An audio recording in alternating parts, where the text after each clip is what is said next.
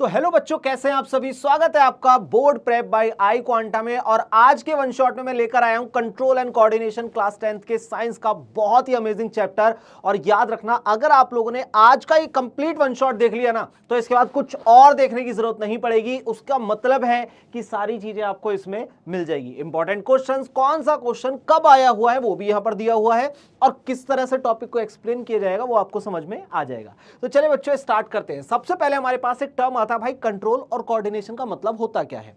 जब हमारी पूरी बॉडी एक साथ, यानी कि एक या एक से ज्यादा ऑर्गन जब एक साथ मिलकर के कुछ रिस्पॉन्स करते हैं, तो इसका मतलब वो क्या कर रहे हैं, कोऑर्डिनेट कर रहे हैं एक दूसरे के साथ, उसे बोलते हैं कोऑर्डिनेशन। और कंट्रोल करने का जो काम है बेटा, वो किसके पास है, ब्रेन के पास है। तो आइए देखते हैं। तो जैसा आप देख सकते हैं, आपने देखा कि बहुत सारे ऑर्गन एक साथ हमारे पास काम कर रहे हैं, वो हमारे पास क्या है, कोऑर्डिनेशन है। आपने देखा होगा ना, आप लोग स्कूल में जाते थे, अब तो जाते थे क्योंकि अब तो बंद हो गए होंगे, तो आप लोगों ने नोटिस किया होगा कि टीचर क्या बोलता है कि हमारे साथ कोऑर्डिनेट करो, हमारे साथ कोऑर्डिनेट करो। कहने का मतलब जब एक या एक से ज्यादा बच्चे मिलकर के उनके साथ कोऑर्डिनेट करते हैं, तो उन्होंने क्या बोला, बच्चों ने बहुत अच्छा कोऑर्डिनेशन करा। सेम कंडीशन हमारे ऑर्गन के साथ होती है। अब कंट्रोल एंड कोऑर्डिनेशन का मतलब क्या होता है कि अगर हम अपने हाथ को मूव करना चाहते हैं, तो अकेला मसल तो इसमें हेल्प नहीं करेगा भाई, ब्रेन से रिस्पांस भी तो जाएगा ना। तो मतलब अगर मैं सिर्फ अपने हाथ को मूव भी करना चाहता हूं ना, बोलना भी चाहता हूं आपको पढ़ाने के लिए, तो भी वहां पर बहुत सारे ऑर्गन्स का कोऑर्डिनेशन जरूरी है, अदरवाइज भी ये चीज पॉसिबल नहीं होगी। तो ये आपको समझ में आया। अब बात आती है कि जो जैसे अगर हम कहीं पर हैं या फिर हम मूव कर रहे हैं एक जगह से दूसरी जगह जा रहे हैं, तो उसके पीछे का रीजन क्या है। उसके पीछे का रीजन होता है स्टिमुलस। मैं आपको ना पहले छोटे छोटे से टर्म बता देता हूं, जिससे आप लोग बहुत अच्छे तरीके से क्लियर हो जाएं। सबसे पहले हम लोग बात करते हैं control and coordination. Control and coordination का मतलब होता है जब एक या एक से ज्यादा ऑर्गन एक साथ मिलकर के काम करते हैं, तो हम उसे बोलते हैं कोऑर्डिनेशन। सिंपल है। अब जब वो एक साथ कंट्रोल में रहते हैं, मतलब एक दूसरे के ऊपर कंट्रोल रहता है, तो हमने बोला भाई कंट्रोल एंड कोऑर्डिनेशन। बिल्कुल बेसिक लैंग्वेज में समझा रहा हूं। स्टिमुलस का मतलब आप मान लो कि बाहर से कोई भी ऐसी चीज, एक्सटर्नल कोई भी ऐसी चीज जिसके बिहाफ पर आपकी बॉडी रिस्पॉन्स करेगी, उसे हम लोग क्या बोलते हैं, उसे बोलते हैं स्टिमुलस। समझ में आया। तो हम लोगों ने यहां पर देख लिया। अब कंट्रोल एंड कोऑर्डिनेशन जो होता है भाई, एक होता है एनिमल के अंदर और एक होता है हमारा प्लांट के अंदर। सिंपल सी चीज है। अब अगर मैं बात करता हूं एनिमल के अंदर कौन कराता है, तो एनिमल के अंदर कराने वाला कौन है, नर्वस सिस्टम और एंडोक्राइन सिस्टम। अब ये दोनों क्या चीज है, तो भाई नर्वस सिस्टम का मतलब होता है जब पूरा न्यूरॉन्स मिलकर के काम करते हैं, तो उसे हम लोग बोलते हैं नर्वस सिस्टम। लेकिन अगर मैं आप लोगों से बोलता हूं एंडोक्राइन सिस्टम का मतलब क्या हुआ सर, जो हार्मोन से रिलेटेड होता है। जैसे आप लोगों ने सुना होगा एड्रीनलिन, सुना होगा आप लोगों ने ग्रोथ हार्मोन सुना होगा। तो इस तरीके के जो हार्मोन्स होते हैं ना, इसका मतलब है ये कहां काम करते हैं, एंडोक्राइन सिस्टम। एंडोक्राइन मतलब हार्मोन से रिलेटेड, नर्वस सिस्टम का मतलब न्यूरॉन से रिलेटेड। इतना क्लियर है। आगे चलते हैं। ये सारी चीजें हमें समझ में आई। तो प्लांट के लिए हमारे पास क्या इंपॉर्टेंट है, तो आप देख सकते हैं प्लांट के लिए प्लांट की मूवमेंट और प्लांट के हार्मोन। सिंपल, ये सारी चीजें हमारे पास होती है। प्लांट में कोऑर्डिनेशन कौन कराता है, उनके लिए मूवमेंट और हार्मोन्स में हेल्प। क्या इतना क्लियर है, समझ में आ रहा होगा आप लोगों को ये सारी चीजें। आगे चलते हैं। अब हम बात करते हैं हमारे पास कोऑर्डिनेशन इन एनिमल। एनिमल के अंदर जब कोऑर्डिनेशन की बात आती है, तो मैंने बोला दो चीजें हमारे पास दी हुई है, एक होता है नर्वस सिस्टम और एक होता है हमारे पास एंडोक्राइन सिस्टम। अब नर्वस सिस्टम के अंदर देखो दो चीजें हैं, यहां पर ये लिखा हुआ है सेंट्रल और ये लिखा है पेरिफेरल। मैं इसे थोड़ा सा लिख देता हूं ताकि आप लोगों को यहां पर चीजें क्लियर समझ में आ जाए। ये जो आपके पास लिखा हुआ है ना, इसे हम लोग बोलते हैं सेंट्रल, यानी सेंट्रल नर्वस सिस्टम, और एक होता है आपके पास पेरिफेरल नर्वस सिस्टम। क्लियर है इतना, ये लीजिए। तो सेंट्रल और पेरिफेरल का मतलब क्या होता है, आप अपने हाथ पैरों को ना ऐसे करके खड़े हो जाइए, तो बीच में जो आपके पास पार्ट आ रहा है वो हो गया सेंट्रल नर्वस सिस्टम। और इधर उधर जितना भी आपके पास पार्ट आ रहा है, नहीं हाथ में पैर में इधर उधर जो हमारे पास सप्लाई है, उसे हम लोग बोलते हैं पेरिफेरल नर्वस सिस्टम।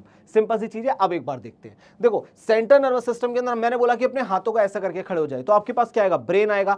ब्रेन के साथ क्या आएगा भाई, स्पाइनल कॉर्ड आएगी आपकी, हाँ या ना। तो अगर हम बात करें ब्रेन और स्पाइनल कॉर्ड जो आता है वो सेंट्रल नर्वस सिस्टम में आता है, लेकिन क्रेनियल नर्व और स्पाइनल नर्व यानी ब्रेन से निकलने वाली नर्व्स यानी क्रेनियल नर्व, और आपकी स्पाइन से निकलने वाली नर्व यानी स्पाइनल नर्व, ये जो पार्ट होते हैं ये पार्ट होते हैं आपके पास पेरिफेरल नर्वस सिस्टम का। क्लियर है। अब आपका जो ब्रेन होता है ना, ये तीन पार्ट में डिवाइडेड होता है, जैसे आप यहां देख सकते हैं fore brain, mid brain and hind brain. अब फोर ब्रेन क्या होता है, हमारा आगे वाला पोर्शन। मिड ब्रेन क्या होता है, हमारा बीच वाला पोर्शन। हाइंड ब्रेन क्या होता है, हमारा पीछे वाला पोर्शन। आप लोगों ने सुना होगा पीछे भी दिमाग होता है, छोटा सा, है ना।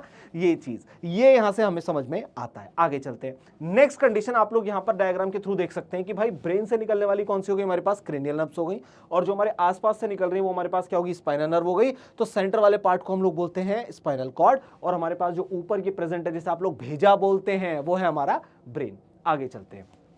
अब बड़ी सिंपल सी चीज है। देखिए अगर मैं आप लोगों से बात करता हूं स्टिमुलस का मतलब क्या होता है, स्टिमुलस मतलब आप ऐसा समझिए कोई भी एनवायरनमेंट में अगर चेंज आएगा, आपके बाहर एक्सटर्नल एनवायरनमेंट है, अगर उसमें कोई भी चेंज आपको देखने को मिलेगा तो आप क्या करेंगे, उसके लिए एक्ट करोगे ना। तो वो एक्ट करने के लिए जो एनवायरनमेंट में चेंज आया है उसी चेंज को हम लोग क्या बोलते हैं, स्टिमुलस बोलते हैं। याद रखना, जैसे बाहर टेम्परेचर ज्यादा है तो आप क्या करेंगे, आप फिर उसके हिसाब से कपड़े पहनेंगे। अब अगर बाहर टेम्परेचर बहुत ज्यादा लो हो जाए, ठंड हो जाए, तो एक्सटर्नल स्टिमुलस हो गया, ये एनवायरनमेंट में चेंज हुआ, तो आपने उसके अकॉर्डिंग देखो जैकेट डाल ली या फिर जो भी आप कपड़ों की लेयरिंग करना चाहते हैं। कहने का मतलब स्टिमुलस मतलब एक्सटर्नल एनवायरनमेंट में चेंज। सिंपल सी चीज, क्या इतना क्लियर है? इसे एक बार आप लोग देखिए, फिर हम लोग चलते हैं आगे की तरफ।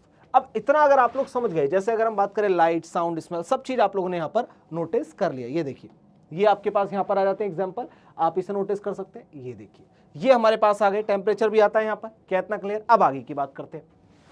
फिर आते हैं रिसेप्टर क्या होंगे। भाई रिसेप्टर का मतलब है हमारी बॉडी, हमारी बॉडी के अलग अलग पार्ट जो उस सिग्नल को रिसीव करके उसके लिए एक्ट करेंगे। फॉर एग्जांपल, सबसे पहले आपकी आंखें, आपकी आंखें क्या करती हैं, फोटो रिसेप्टर बोलते हैं, यानी देखने का काम करेंगी। सिंपल सी चीज है। लोकेशन आप जानते हैं, फंक्शन क्या होता है, लाइट को डिटेक्ट करना, सिंपल। अब कान की अगर बात करें तो ये हो गया फोनो रिसेप्टर। भाई सुनते हो ना, तो वो भी तो स्टिमुलस है। आप लोग बाहर से कुछ आवाज सुन रहे हैं तो वो भी तो स्टिमुलस है ना। तो हमारे पास एक हो गया थर्मो रिसेप्टर। थर्मो रिसेप्टर हम लोग बोलते हैं टेम्परेचर को, मतलब टेम्परेचर को एक तरीके से मापने वाला। मापने वाला मतलब वो तो थर्मामीटर हो गया। हमारी बॉडी, स्किन, टेम्परेचर को मेजर करना छोटे से अमाउंट में, मतलब टेम्परेचर चेंज को पहचान लेना, ऐसा मानिए। उसे हम लोग बोलते हैं थर्मो रिसेप्टर। कहां पर लोकेशन होती है, स्किन पर लोकेशन होती है। That's it. हमारे हाथ पे देखिए ना, स्किन प्रेजेंट है। मैं अगर यहां पर हाथ रखूं, मुझे पता चले भाई ठंडी हवा रही है, तो मैं एकदम हाथ को हटा लूंगा क्योंकि अभी ठंड हो रही है। लेकिन अगर गर्मियों में आप लोग रखें तो आपके हाँ मजा आ रहा, कोई दिक्कत नहीं। तो यही चीज है। इसी तरीके से जो आपकी नोज होती है उसे हम लोग बोलते हैं ओल्फैक्टरी रिसेप्टर। ओल्फैक्टरी मतलब स्मेल, अच्छी स्मेल, बुरी स्मेल, वो सारी स्मेल जो होती है वो हमारे नोज से होकर जाती है। तो आपकी नोज क्या करती है, ओल्फैक्टरी रिसेप्टर। और आपकी जीभ जो स्वाद लेती है भाई, जो आप चटकारे मारते हैं ना पूरे दिन की, ये खा लूं, वो खा लूं, ये खा लूं, वो खा लूं टाइप, तो वो सारी चीजें हमारे पास जो होती है उसमें क्या आता है, गस्टेटरी रिसेप्टर। यानी कि आप लोग यहां पर ये देखते हैं कि हमारे पास पूरे दिन में हम जो भी खाते हैं ना, पूरे दिन में हम जो भी खाते हैं वो स्वाद हमारा कहां से आता है, जीभ से। सोचो जुबान ही अगर कट जाए तो स्वाद ही नहीं पता चलेगा। तो आपकी जुबान में ना अलग अलग टाइप के टेस्ट पता चलते हैं। जैसे मीठे की अगर मैं बात करूं तो टंग में आगे की तरफ लगता है, सॉल्टी थोड़ा सा साइड में, बिटर टेस्ट पीछे लगता है, सबसे पीछे टंग में। इसीलिए जो कड़वा टेस्ट होता है ना बहुत जल्दी लगता है। दवाई ववाई खाई हो आपने, कड़वा एकदम ऐसा लगता है पूरा मुंह में फैल गया। उसके पीछे का रीजन है कि वो सबसे पीछे जाकर रिस्पॉन्स देता है। क्या इतना क्लियर है? ये हमारे पास आ गया। आगे चलते हैं। नेक्स्ट कंडीशन जो आपको देखने को मिलेगी वो है भाई रिस्पॉन्स। अब रिस्पॉन्स का मतलब क्या होता है, मान लो कहीं पर गर्म कुछ चीज रखी हुई है, ठीक है, आपने कहीं पर भी कुछ गर्म पोर्शन रख दिया। अब मैंने वहां पर अगर हाथ रखा और एकदम से मैं अपने हाथ को हटा लूं, मैं फिर बोलता हूं, मैंने कहीं पर हाथ रखा और हाथ रखने के बाद एकदम मैंने उसे हटा लिया, तो हाथ मैंने एकदम हटा लिया, इट मींस कि मैं वहां पर क्या बोल रहा हूं कि वो मेरा रिस्पॉन्स है। वो चीजें क्या है बच्चा पार्टी, वो चीजें यहां पर क्या रिप्रेजेंट करती हैं, वो रिप्रेजेंट करती हैं रिस्पॉन्स के लिए। बोलो इतना क्लियर है? आगे चलते हैं। अब आता है इफेक्टर। इफेक्टर का मतलब क्या होता है, हमारी बॉडी का वो पार्ट जो एक्ट कर रहा है। मान लो अगर कहीं पर गर्म टेम्परेचर है, वो स्टिमुलस हो गया, मैंने उस पर हाथ रखा, मेरे बॉडी के अंदर वो सेंसेशन गई गई गई गई गई, लौट कर वापस आई आई आई आई, तो मैंने क्या करा, हाथ को हटाया। अब ये जो है ना, ये ऑर्गन जो हटा रहा है उसे, ये इफेक्टर हो गया। समझ में आया? सिंपल सी चीज, ये देख लीजिए, ये कह रहा है ना, यहां से आप पढ़ सकते हैं अपर लाइन में, कह रहा है part of the body that respond to stimulus, impulse, basically उसी चीज के लिए बात कर रहा। तो ये हमारे पास कुछ एक टर्म होते हैं जो आपको समझ में आ गए होंगे। आगे चलते हैं। नेक्स्ट कंडीशन आती है भैया न्यूरॉन का काम क्या होता है, क्या मतलब होता है न्यूरॉन का। अब देखो मैं एक चीज जानता हूं कि जो बच्चा सामने बैठा है ना क्लास 10 का, बहुत तेज है, बहुत तेज है बेटा तू, मुझे पता है तू 2x में वीडियो को देखेगा मेरे लाल, मैं जानता हूं इस चीज के लिए, इसीलिए मैंने जुगाड़ कर रखा है। मैं इस लेक्चर को बहुत ज्यादा कहानियां बता करके लंबा नहीं खींचूंगा, मैं यहां पर वो वैलिड पॉइंट लेकर आऊंगा कि आप अगर इस लेक्चर को 1 घंटा, 1.5 घंटा, 2 घंटा, जितने का भी हो, अगर आपने एक बार इसे देख लिया ना, तो इसके बाद आपको कुछ और करने की रिक्वायरमेंट ना पड़े। यहां पर आपके पास डिफाइन लिखी होगी, मैं आपको उसे बहुत आसान भाषा में समझाऊंगा। रियलिटी लेक्चर का मतलब ही यही होता है। अब जैसे आपके पास टर्म आया भाई न्यूरॉन, न्यूरॉन क्या होता है हमारे पास, बेसिक स्ट्रक्चर और फंक्शन, आप ये बोल सकते हैं basic structure and functional unit of nervous system. Nervous system पूरा का पूरा जो चल रहा है ना, मैं कह रहा हूं पूरा नर्वस सिस्टम जो आपका चल रहा है वो सिर्फ एक ही चीज के बिहाफ पर चल रहा है, और वो क्या है, वो है न्यूरॉन्स। भाई न्यूरॉन्स का जो आपस में कनेक्शन होता है, एक न्यूरॉन से दूसरा न्यूरॉन से तीसरा न्यूरॉन, आपने वो देखा होगा ना, जब आप नीचे असेंबली में खड़े होते हैं, प्रेयर की लाइन लग रही होती है, तो एक बच्चा कुछ कान में बोलता है, फिर वो उसके, फिर वो उसके, फिर वो उसके, तो वो क्या कर रहे हैं, इंफॉर्मेशन को ट्रांसफर कर रहे हैं। वो बात अलग है कि जब बच्चे को आप कुछ बताते हैं या एग्जामिनेशन हॉल में बैठे हैं यहां से किसी बच्चे ने बोला कि नर्वस सिस्टम, वहां तक जाते जाते वो सिस्टम कुछ और ही चेंज हो गया, पीछे तक जाते जाते वो सिस्टम कुछ और ही बन गया, तो ये बात अलग है। लेकिन यहां पर जो हमारे न्यूरॉन्स भैया, ये जो न्यूरॉन भैया है ना, न्यूरॉन भैया, ये न्यूरॉन भैया एक बार जिस इंफॉर्मेशन को कैप्चर करते हैं और आगे भेजते हैं वो एज इट इज जाती रहती है, उसमें कोई चेंज नहीं आता। क्लियर? तो न्यूरॉन का काम क्या होता है, देखिए सबसे पहले क्या करता है, आपको यहां पर बहुत सारे ऐसे देखिए, ये राक्षस हो जैसे दिख रहे होंगे, यहां पर क्या होता है बेटा, दूसरे न्यूरॉन अटैच होते हैं, यहां पर क्या होते हैं, दूसरे न्यूरॉन अटैच होते हैं। सेंटर में इसके पास न्यूक्लियस प्रेजेंट है, यहां पर डीएनए वगैरह होगा और सारी इंफॉर्मेशन को कैप्चर करेगा, और साथ में यहां पर इसके पास प्रेजेंट होती है ये सेल बॉडी, आगे चल के इसकी नेमिंग आएगी, ठीक है, नेमिंग आएगी इसकी। वहां पर क्या होता है, सेल बॉडी का मतलब क्या है, वो सारी इंफॉर्मेशन को गैदर करेगा और उठा करके एक्सोन के थ्रू आगे भेज देगा, एक्सोन के थ्रू क्या करता है, आगे भेज देता है। तो ये सिंपल से पोर्शन हमें यहां पर देखने को मिलते हैं। न्यूरॉन का स्ट्रक्चर आपसे पूछा जाता है, बहुत बार बोर्ड में पूछा गया मेरे लाल। अब यहां पर देख, न्यूक्लियस है, डेंड्राइट है, एक्सोन है, और आपको यहां पर मिलेगा नर्व एंडिंग मिलेगी। क्या इतना क्लियर है? अब इसका काम क्या होता है, सिंपल मैंने पूछा, मैंने मतलब आपको बताया कि भाई आपके पास इंफॉर्मेशन आएगी, ये अपने अंदर लेगा इंफॉर्मेशन को और दूसरे न्यूरॉन को भेज देगा। सिंपल सी चीज, ये इसका पूरे का काम होता है, ठीक है। ये देखो, रिसीव करता है सिग्नल कहां से, सेंसरी ऑर्गन से, जैसे हमारे आईज हो गए, ईयर हो गए, स्किन हो गई। भाई एक बात बताओ, मेरी आंखें कुछ देखेंगी तभी तो बॉडी रिस्पॉन्स करेगी। सपोज करो सामने भूत खड़ा हुआ है और मैं ऐसे आंख बंद करके, हालांकि भूत होते नहीं है, मानना नहीं ऐसे, लेकिन बता रहा हूं, मान लो भूत खड़ा है, मैं ऐसे आंख बंद करके खड़ा हूं, तो मुझे दिख ही नहीं रहा, तो मुझे दिक्कत ही नहीं, लेकिन जैसे मैंने आंखें खोली मुझे दिखने लग गया, अब दिक्कत होगी, अब दिक्कत होगी, क्योंकि अब क्या हुआ, आंखों ने उसे पहचान करके सेंसरी ऑर्गन के थ्रू, मतलब सेंसरी ऑर्गन है ये, इन्होंने क्या करा, पूरे सेंसेशन को भेज दिया ब्रेन में, भेज दिया कि भैया दिक्कत आ गई है, दिक्कतों का पहाड़ टूटने वाला है। ये यहां पर कंडीशन क्रिएट होती है। अच्छा, इसमें क्या होता है, यहां पर तीन चीजें होती है। सबसे पहले क्या होता है, मान लो कोई बाहर स्टिमुलस है, स्टिमुलस मतलब मान लो कहीं पर आप अपने दोस्त के साथ कहीं छोले कुलचे खाने गए। अब आप बहुत सभ्य बच्चे हैं, आपने क्या करा, अब आपको लगा कि यार छोले कुलचे खाने मेरा दोस्त ले आया, इसने मेरा टाइम बेकार करा है, क्यों ना इससे एक टॉपिक समझ लिया जाए, एक टॉपिक पढ़ लिया जाए। तो आपने बड़ी बखूबी के साथ, जब वो अपने फोन में लग रहा था चैटिंग में, उसका एक हाथ उठाया, उठाने के बाद आपने जलते तवे पर रख दिया। हा, आनंददायक परिस्थिति, आपने अपने दोस्त का हाथ उठाया, उठा करके जलते तवे पर रख दिया, क्योंकि वो वहां पर आपका टाइम खराब करने लाया था। और आपको क्या चाहिए, आपको टाइम खराब नहीं चाहिए भैया, ये तो पढ़ने वाला बच्चा है, ये तो पढ़ाई करेगा। तो आपने क्या करा, उठाकर उसका हाथ रखा, वो जैसे ही आपको मारने पीट रहा, आपने कहा रुक रुक रुक रुक रुक, मैं नर्वस सिस्टम समझ रहा था, मुझे समझ, मैं नर्वस सिस्टम समझ रहा था। ऐसी कंडीशन में क्या होता है, सेंसरी न्यूरॉन सबसे पहले ब्रेन तक लेकर गई, स्पाइनल कॉर्ड तक, ब्रेन तक, फिर वहां से आपकी मोटर न्यूरॉन वापस से इंफॉर्मेशन को लेकर चक चक चक चक चक चक करते हुए, ठीक है। और जैसे ही वो इंफॉर्मेशन को लेकर आ गया, इन दोनों ने क्या करा, आपस में कोऑर्डिनेशन करा, आप उसके हाथ ने एकदम हटाया, उसने कहा देखा, नर्वस सिस्टम समझ रहा था मैं खड़े होकर पढ़ाई कर रहा था, तू जो मुझे छोले कुलचे खिलाने ले आया टाइम बर्बाद करने, मैं पढ़ाई कर रहा था, ठीक है। ये चीज, तो ये कंडीशन यहां पर हमारे पास होती है। आगे चलते हैं, अब इसके अलग अलग पार्ट है, उनका थोड़ा सा मतलब समझ लो। अगर मैं बात करता हूं न्यूक्लियस, तो न्यूक्लियस में भैया क्या होता है, हमारे पास पूरी इंफॉर्मेशन होती है, डीएनए होता है, सब कुछ प्रेजेंट होगा। अब सेल बॉडी यहां पर एक पार्ट होता है ना, ये वाला पोर्शन होता है, उसे सेल बॉडी बोलते हैं। इसका काम है जितनी भी इंफॉर्मेशन होगी, ये अपने अंदर उस इंफॉर्मेशन को कैप्चर करेगा और उठाकर बाहर भेज देगा। मतलब बाहर मतलब अगले न्यूरॉन की तरफ, एक्सोन की थ्रू भेजेगा। अब ये जो एक्सोन आप देख रहे हैं ना, ये यहां से इंफॉर्मेशन को उठाएगा और आगे ट्रांसफर कर देगा। ये लॉन्ग नर्व होती है, लॉन्गेस्ट फाइबर है हमारा, याद रखना इस चीज के लिए, ठीक है। सेल बॉडी से लेकर आप यहां तक आता है, नर्व एंडिंग तक, यहां तक। अब इसके ऊपर ये शीट देख रहे होंगे आप, जिसे हम लोग बोलते हैं माइलिन शीट। माइलिन शीट ना एक तरीके से फैटी लेयर होती है, इसके ऊपर बनी होती है, और इसका काम होता है कि किसी भी तरीके से इसे इंसुलेशन प्रोवाइड करवाना, मतलब इसमें से इंफॉर्मेशन बिल्कुल भी लीक ना होने पाए, ये काम का जो ध्यान रखता है, ये ध्यान रखने वाला हमारा माइलिन शीट है। इतना क्लियर है? आगे चलते हैं। नर्व एंडिंग क्या है, नर्व एंडिंग यहां पर आ गई, अब ये दूसरे न्यूरॉन को इंफॉर्मेशन ट्रांसफर करेगी। सिंपल सी चीज है, ये चीज आप लोगों को अगर समझ में आ गई है तो फिर बहुत अच्छी बात है। ध्यान रखना, इस पे एक बार निगाह मारो, ये पेपर में आता है मेरे लाल, इसमें एक बार निगाह मार फटाफट। मैं फिर कह रहा हूं, ये पूछा जाएगा पेपर में, इंपॉर्टेंट है डायग्राम।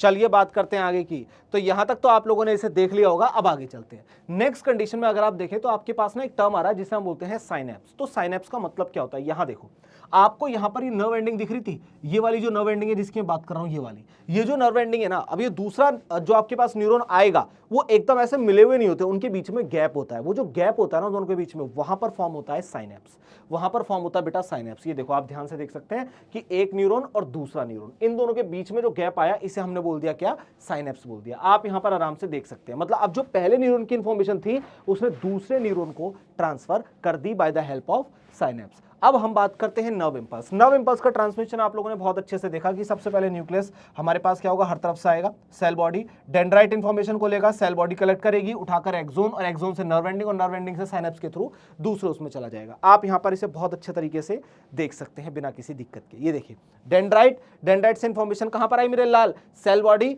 सेल बॉडी से कहां पर आई बेटा, एक्सोन, एक्सोन से एक्सोन टर्मिनल, वो जो नर्व एंडिंग है ना उसी को एक्सोन टर्मिनल बोलते हैं, वहां से बना साइनेप्स हमारा, दो न्यूरॉन के बीच में गैप, और उसके बाद क्या हुआ, वो चला गया नेक्स्ट न्यूरॉन में। अब अगर कोई मसल या फिर ग्लैंड होगी जहां पर उसे एक्ट करना होगा वो एक्ट करेगा। समझ में आया, ये इतनी सी बात है। आगे चलते हैं नेक्स्ट कंडीशन। आपने यहां पर वापस से देखा कि कैसे न्यूरॉन हमारे पास वर्क करता है, तो मैंने ना फ्लो चार्ट यहां पर रखा हुआ है कि स्टिमुलस डिटेक्ट करेगा, डिटेक्ट करने के बाद वो आगे भेजेगा, ये सारा प्रोसेस होगा जो आप लोगों ने देखा, इलेक्ट्रिकल इंपल्स जनरेट होगा और वो जाएगा हमारे पास एक्सोन टर्मिनल तक, जो भी हमने पढ़ा सारा प्रोसेस वही होगा। उसके बाद क्या करेगा, वो एक इलेक्ट्रिकल इंपल्स को ट्रिगर करके ना न्यूरोट्रांसमीटर को रिलीज करेगा। ये न्यूरोट्रांसमीटर क्या करेगा बेटा, ये स्टार्ट करेगा इलेक्ट्रिकल मतलब इलेक्ट्रिकल सिग्नल को करता है ये। अब होता क्या हमारे पास, एक होता है इलेक्ट्रिकल सिग्नल ऐसे समझो, और एक होता है केमिकल सिग्नल। जो इलेक्ट्रिकल सिग्नल होते हैं ना वो तो नर्व इंपल्स हमारे भेजते हैं, लेकिन जो केमिकल सिग्नल होते हैं ना वो हमारे पास किस में जाते हैं, हार्मोन्स के थ्रू जाते हैं। ये बात याद रखना, यहां पर हमारे पास न्यूरोट्रांसमीटर रिलीज होता है जो इन दोनों के बीच में आगे की तरफ को इंफॉर्मेशन को लेकर के जाता है। क्या इतना क्लियर है? ये हमारे पास पूरा फ्लो चार्ट आएगा, इस पे एक बार आप लोग निगाह मारिए फटाफट। ठीक है, ये हमारे पास समझ में आ गया भाई कैसे हुआ हमारे पास। सिंपल सी चीज है, हम लोगों ने देखा कि नर्व एंडिंग तक तो आ गए थे सर, नर्व एंडिंग तक आने के बाद बीच में न्यूरोट्रांसमीटर आया, केमिकल रिलीज हुआ, केमिकल रिलीज होने के बाद इसने इस इंफॉर्मेशन को वापस से दूसरे न्यूरॉन में भेज दिया इलेक्ट्रिकल सिग्नल के फॉर्म में। क्या इतना क्लियर है? चलिए आगे चलते हैं। नेक्स्ट कंडीशन में आपने देखा what is neuro muscular junction. अब आपको ना नाम से पता चल रहा होगा, न्यूरो मस्कुलर जंक्शन मतलब न्यूरॉन और मसल का जब आपस में कोऑर्डिनेशन होता है ना उसे बोलते हैं न्यूरो मस्कुलर जंक्शन। भाई एक बात बताओ, बाहर टेम्परेचर ज्यादा है, मैंने ऐसे बाहर की तरफ हाथ रखा, अब मैं एकदम हटा रहा हूं, ठीक है, ये जो मेरे पास इंफॉर्मेशन हटाने की है ये मेरे हाथ को नहीं मिली है, ये मिली है ब्रेन से कि हटा ले भैया। सबसे पहले क्या हुआ आप समझिए, सेंसरी न्यूरॉन यहां तक इंफॉर्मेशन को लेकर गया मस्त एकदम, फिर यहां से मोटर न्यूरॉन लेकर आया, कह रहा हाँ खतरा है, हाथ हटा। तो हाथ जब आप हटाओगे तो भाई हाथ अकेला थोड़ी हटेगा, यहां पर एक्ट करने वाला मसल भी तो होना चाहिए, तो न्यूरॉन्स और मसल्स के कॉम्बिनेशन से बनता है न्यूरो मस्कुलर जंक्शन। ये बात आप लोग यहां पर याद रखना, जैसा कि आप ये डायग्राम में देख सकते हैं कि देखिए मोटर जंक्शन वगैरह आपके पास आ गए और ये मसल के साथ मिलकर अब इसे पीछे की तरफ पुल कर लेंगे, तो आप यहां क्या बोलेंगे, न्यूरो मस्कुलर जंक्शन एक्ट कर रहा है। न्यूरोट्रांसमीटर का काम क्या होता है, जब न्यूरॉन और मसल्स आपके पास आपस में मिलने हो, या फिर हम बात करते हैं दो न्यूरॉन की एंडिंग आपस में मिल रही हो, तो उस टाइम पर बीच में केमिकल सिग्नल को ट्रांसमिट करने का जो काम करता है वो न्यूरोट्रांसमीटर करता है। तो यहां पर आप देख सकते हैं न्यूरोट्रांसमीटर क्या है, एक केमिकल मैसेंजर है, ये रिलीज करता है कहां से, एक्सोन टर्मिनल से। अभी हमने पढ़ा एक्सोन एंडिंग से एक जगह से जो बीच में गैप था उस गैप के बीच में जो इंफॉर्मेशन ट्रांसफर करेगा वो न्यूरोट्रांसमीटर करता है। समझ में आया? वो न्यूरोट्रांसमीटर एक केमिकल है, वो पहले वाले न्यूरॉन से उठेगा इंफॉर्मेशन को, अपने अंदर इंफॉर्मेशन को उठा करके दूसरे न्यूरॉन में ट्रांसफर करा देगा। क्या इतना क्लियर है? ठीक है, ये देखिए they help in transmitting the nerve impulse across the synapse, ये वही चीज बोल रहा है जैसा आपको पढ़ाया गया। सिंपल बात करते हैं आगे की, एक बार आप लोग इस पर निगाह मार लीजिए, सिंपल सी चीज है, कोई ज्यादा ऐसा स्टफ नहीं है। और बस याद रखना कि जो गैप के बीच में जो इन्फॉर्मेशन ट्रांसफर होता है ना बहुत ज्यादा क्विक होता है, बहुत तेजी से होता है, कोई इसके बीच में ऐसा नहीं कि बहुत तगड़ा कुछ टाइम लग रहा हो। क्योंकि यार एक बात बताओ, बाहर टेम्परेचर है, मैंने हाथ एकदम हटाया, मैं हाथ एकदम हटा रहा हूं, तो सोचो कितने मिली सेकेंड के अंदर ये काम हो रहा होगा। ठीक है, ये कंडीशन आती है। बात करते हैं आगे। अब न्यूरॉन हमारे पास तीन टाइप का होता है, सेंसरी, मोटर और इंटर न्यूरॉन। सिंपल सी चीज, जो इंफॉर्मेशन को लेकर आएगा, मैंने बाहर हाथ रखा, टेम्परेचर गर्म था, मैं बार बार इसी का एग्जांपल दे रहा हूं, सिंपल है, आपने बाहर हाथ रखा, ये यहां से सेंसरी इंफॉर्मेशन को, यानी कि यहां से इंफॉर्मेशन को लाने का काम जो करेगा वो सेंसरी न्यूरॉन है, और वापस ले जाने का काम जो करेगा वो मोटर न्यूरॉन है कि हाथ को हटा ले मेरे लाल, हाथ को हटा ले मेरे लाल। तो ऐसी कंडीशन में हमारे पास आएगा, एक होता है सेंसरी न्यूरॉन जो कैरी करता है मैसेज को सेंस ऑर्गन से ब्रेन स्पाइनल कॉर्ड तक, उसके बाद हमारे पास आएगा क्या, मोटर न्यूरॉन जो वापस से वहां से इंफॉर्मेशन को लेकर आता है, और इन दोनों को इंटरकनेक्ट करने का जो काम करता है वो कौन करता है मेरे लाल, इंटर न्यूरॉन। इंटर न्यूरॉन इन दोनों को कनेक्ट करने का काम करता है सेंसरी और मोटर को। समझ जा बातों को समझिए। आपके पास पता है क्या होता है, मैं आपको एक चीज बताता हूं, पेपर लिखने का ना सबसे आसान तरीका बताता हूं। आपको शायद लगता हो, मैं बोल रहा हूं आपको शायद लगता हो कि भाई पेपर लिखना बहुत टफ हो जाता है, या फिर समझ नहीं आ रहा सर, काफी टाइम तो ऐसा होता है बच्चों के साथ कि भाई इंफॉर्मेशन है लेकिन कैसे लिखूं पेपर में यही नहीं समझ में आ रहा। देखो कितनी अजीब बात है, इंफॉर्मेशन है, सब कुछ जानता है, सब पता है, लेकिन पेपर में लिखना कैसे है वो नहीं जानता, कहां से शुरू करूं वो नहीं जानता। तो इसका ना सबसे बढ़िया चीज बता रहा हूं, कभी भी आपके पास 4 नंबर 5 नंबर का क्वेश्चन आ जाए ना, तो आपके पास ना ये जैसे मैंने आपसे बोला टाइप्स ऑफ न्यूरॉन। अब भाई मैंने 3 चीजें पढ़ाई, समझो बात को, मैंने 3 चीजें पढ़ी। मैंने सपोज करो फॉर एग्जांपल न्यूरॉन आ गया, एक्सप्लेन न्यूरॉन, अब 5 नंबर में आ गया, है ना। अब तो पार्ट्स आते हैं, लेकिन सोचो 5 नंबर में आ गया तो कैसे लिखेंगे हम लोग आंसर। सबसे पहले न्यूरॉन का डायग्राम बनाना, न्यूरॉन का डायग्राम बनाने के बाद उसकी लेबलिंग करना। अब हर बच्चा तो वहां पर आर्टिस्ट नहीं है, लेकिन ना आपकी लेबलिंग सही होनी चाहिए, तो आपने लेबलिंग करी। लेबलिंग करने के बाद मेरे लाल आप उसके अंदर क्या कर सकते हैं बताओ, हर एक लेबल पार्ट का फंक्शन लिखो कि ये लेबलिंग पार्ट क्या करता है, ये क्या करता है, ये क्या करता है। ये सारी चीजें आपने कर ली। इतना करने के बाद आप लोग यहां पर टाइप्स ऑफ न्यूरॉन को लिखेंगे ना, तो आपको पता 3 टाइप के होते हैं। कौन से? Sensory, motor, inter neuron.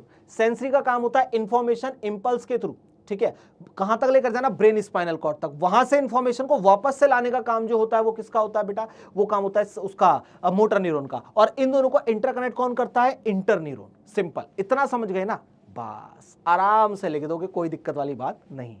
आगे की बात करते हैं। अब ये आपके पास कुछ क्वेश्चंस हैं जो मैं आप लोग के लिए छोड़ रहा हूं, आप लोग आराम से करिए। देखिए 2016, 18 और 24 में क्वेश्चन आया हुआ है।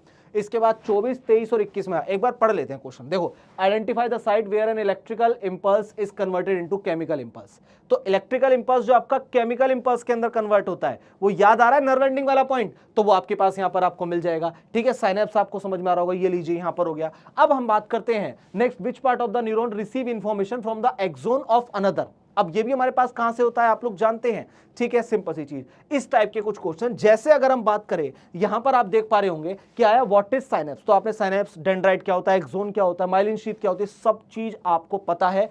सॉल्यूशन आपके सामने आप आराम से लिख सकते हैं। ये क्वेश्चन 16, 17, 18, 20, 22 और 24 में आया हुआ है। अब बता, देख है सिंपल, बस इतना सा करना होता है, ज्यादा एफर्ट नहीं लगाने, सिर्फ इतना सा काम करना है। आगे चल, अब आपसे पूछा गया न्यूरॉन का डायग्राम, लेबलिंग करने के लिए आ गई 2019 में। इसके बाद आपसे 17, 19, 21, 22, 24 के अंदर आपके पास ये क्वेश्चन है। तो मतलब मैं आपके पास ना कुछ क्वेश्चंस लगा करके दे रहा हूं, आप आराम से इन क्वेश्चंस को सॉल्व कीजिएगा। और फिर हम लोग चलते हैं हमारे नेक्स्ट टॉपिक में, जिसका नाम है टाइप्स ऑफ एक्शन। अब जो मैंने एक्ट कराया भाई, मेरे पास स्टिमुलस आया, मैंने अपने हाथ को उठाया। अब एक्ट होते हैं 2 टाइप के, मतलब 2 टाइप के एक्शन हो सकते हैं। एक होता है हमारे पास कौन सा, बेसिकली वॉलंटरी, और एक होता है इनवॉलंटरी, ये होता है। और साथ में एक और हमारे पास आता है जिसे हम लोग बोलते हैं रिफ्लेक्स एक्शन। एक और क्या होता है हमारे पास? Reflex action. अब एक बात बताओ, मैं अपने हाथों को अपने आराम से, अपनी मतलब अपने विल पावर से मूव कर पा रहा हूं। मेरी विल पावर मतलब मेरी इच्छा शक्ति, मेरी इच्छा शक्ति अनुसार मैं अपने हाथों को मूव कर पा रहा हूं, पैर को मूव कर, अपनी जुबान को मूव कर पा रहा हूं, अपने सिर को मूव कर पा रहा हूं। देखो मैं अच्छे से घूम भी पा रहा हूं। सिंपल। तो इसका मतलब जो भी चीज मेरे कंट्रोल में है वो सारी वॉलंटरी होगी। मैंने कहा जो भी चीज मेरे कंट्रोल में है, कोई भी ऐसा एक्शन जो मेरे कंट्रोल में है, तो उसे मैं बोलता हूं वॉलंटरी एक्शन। कोई ऐसा एक्शन जो मेरे कंट्रोल में नहीं है, भैया कैसे कंट्रोल में हो सकता है कि आज मैं अपनी किडनी से बोलूं आज 5 लीटर पानी फिल्टर नहीं करना है तुम्हें, आज बस 2 लीटर पानी फिल्टर करके छोड़ दीजिएगा, मतलब ब्लड को फिल्टर करके छोड़ दीजिएगा, इससे ज्यादा नहीं करना है। तो क्या किडनी इतना मानेगी? नहीं, मेरा जोर ही नहीं है। लिवर से बोलूं आज तुम इतना काम नहीं, ये काम करोगे, आज तुम छोड़ो, कहां लगे हुए हो अपने काम में, आज कुछ और करते हैं, पॉसिबल ही नहीं है, पॉसिबल ही नहीं है। तो ऐसी चीज जहां पर आपकी इच्छा नहीं चलती, मतलब जो मूवमेंट या जो एक्शन जो आपके हिसाब से नहीं होता, आपके अकॉर्डिंग नहीं होता, वो सारा का सारा जाता है इनवॉलंटरी एक्शन में, और जो आपकी इच्छा अनुसार होता है वो जाता है सारा वॉलंटरी एक्शन में। लेकिन इन्हीं दोनों के बीच में कुछ ऐसे टर्म होते हैं जहां पर बहुत क्विक रिस्पॉन्स लेना होता है, तुरंत एकदम, जैसे पानी में हाथ या गर्म पानी में हटाना है, क्विक एक्शन है, क्विक एक्शन है। तो ऐसी कंडीशन में काम आता है हमारा रिफ्लेक्स एक्शन। क्या इतना क्लियर है? ये भी हमारी खुद की वजह से कंट्रोल नहीं हो पाता। अब मेरा मन थोड़ी है मैं एकदम से हाथ में एकदम पीछे हटा लूं, नहीं, आप, मेरा ध्यान कहीं और है, सोचो मैं कुछ और सोच रहा हूं, मेरा हाथ उठाया, किसी बच्चे ने उठाया कि सर पता नहीं क्या करते रहते हैं, कोई बात नहीं, इनका हाथ एक बार जला के देखते हैं, बहुत पढ़ाई की बात करते हैं। तो एक बच्चे ने उठाया, मेरा हाथ ऐसे रख दिया, मैं सोच रहा हूं, मैं देख करके दीवार की तरफ सोच रहा हूं, है ना। एक बच्चे ने मेरा हाथ उठाया, उठा करके रख दिया गर्म तवे में, एकदम मैंने हाथ उठाया।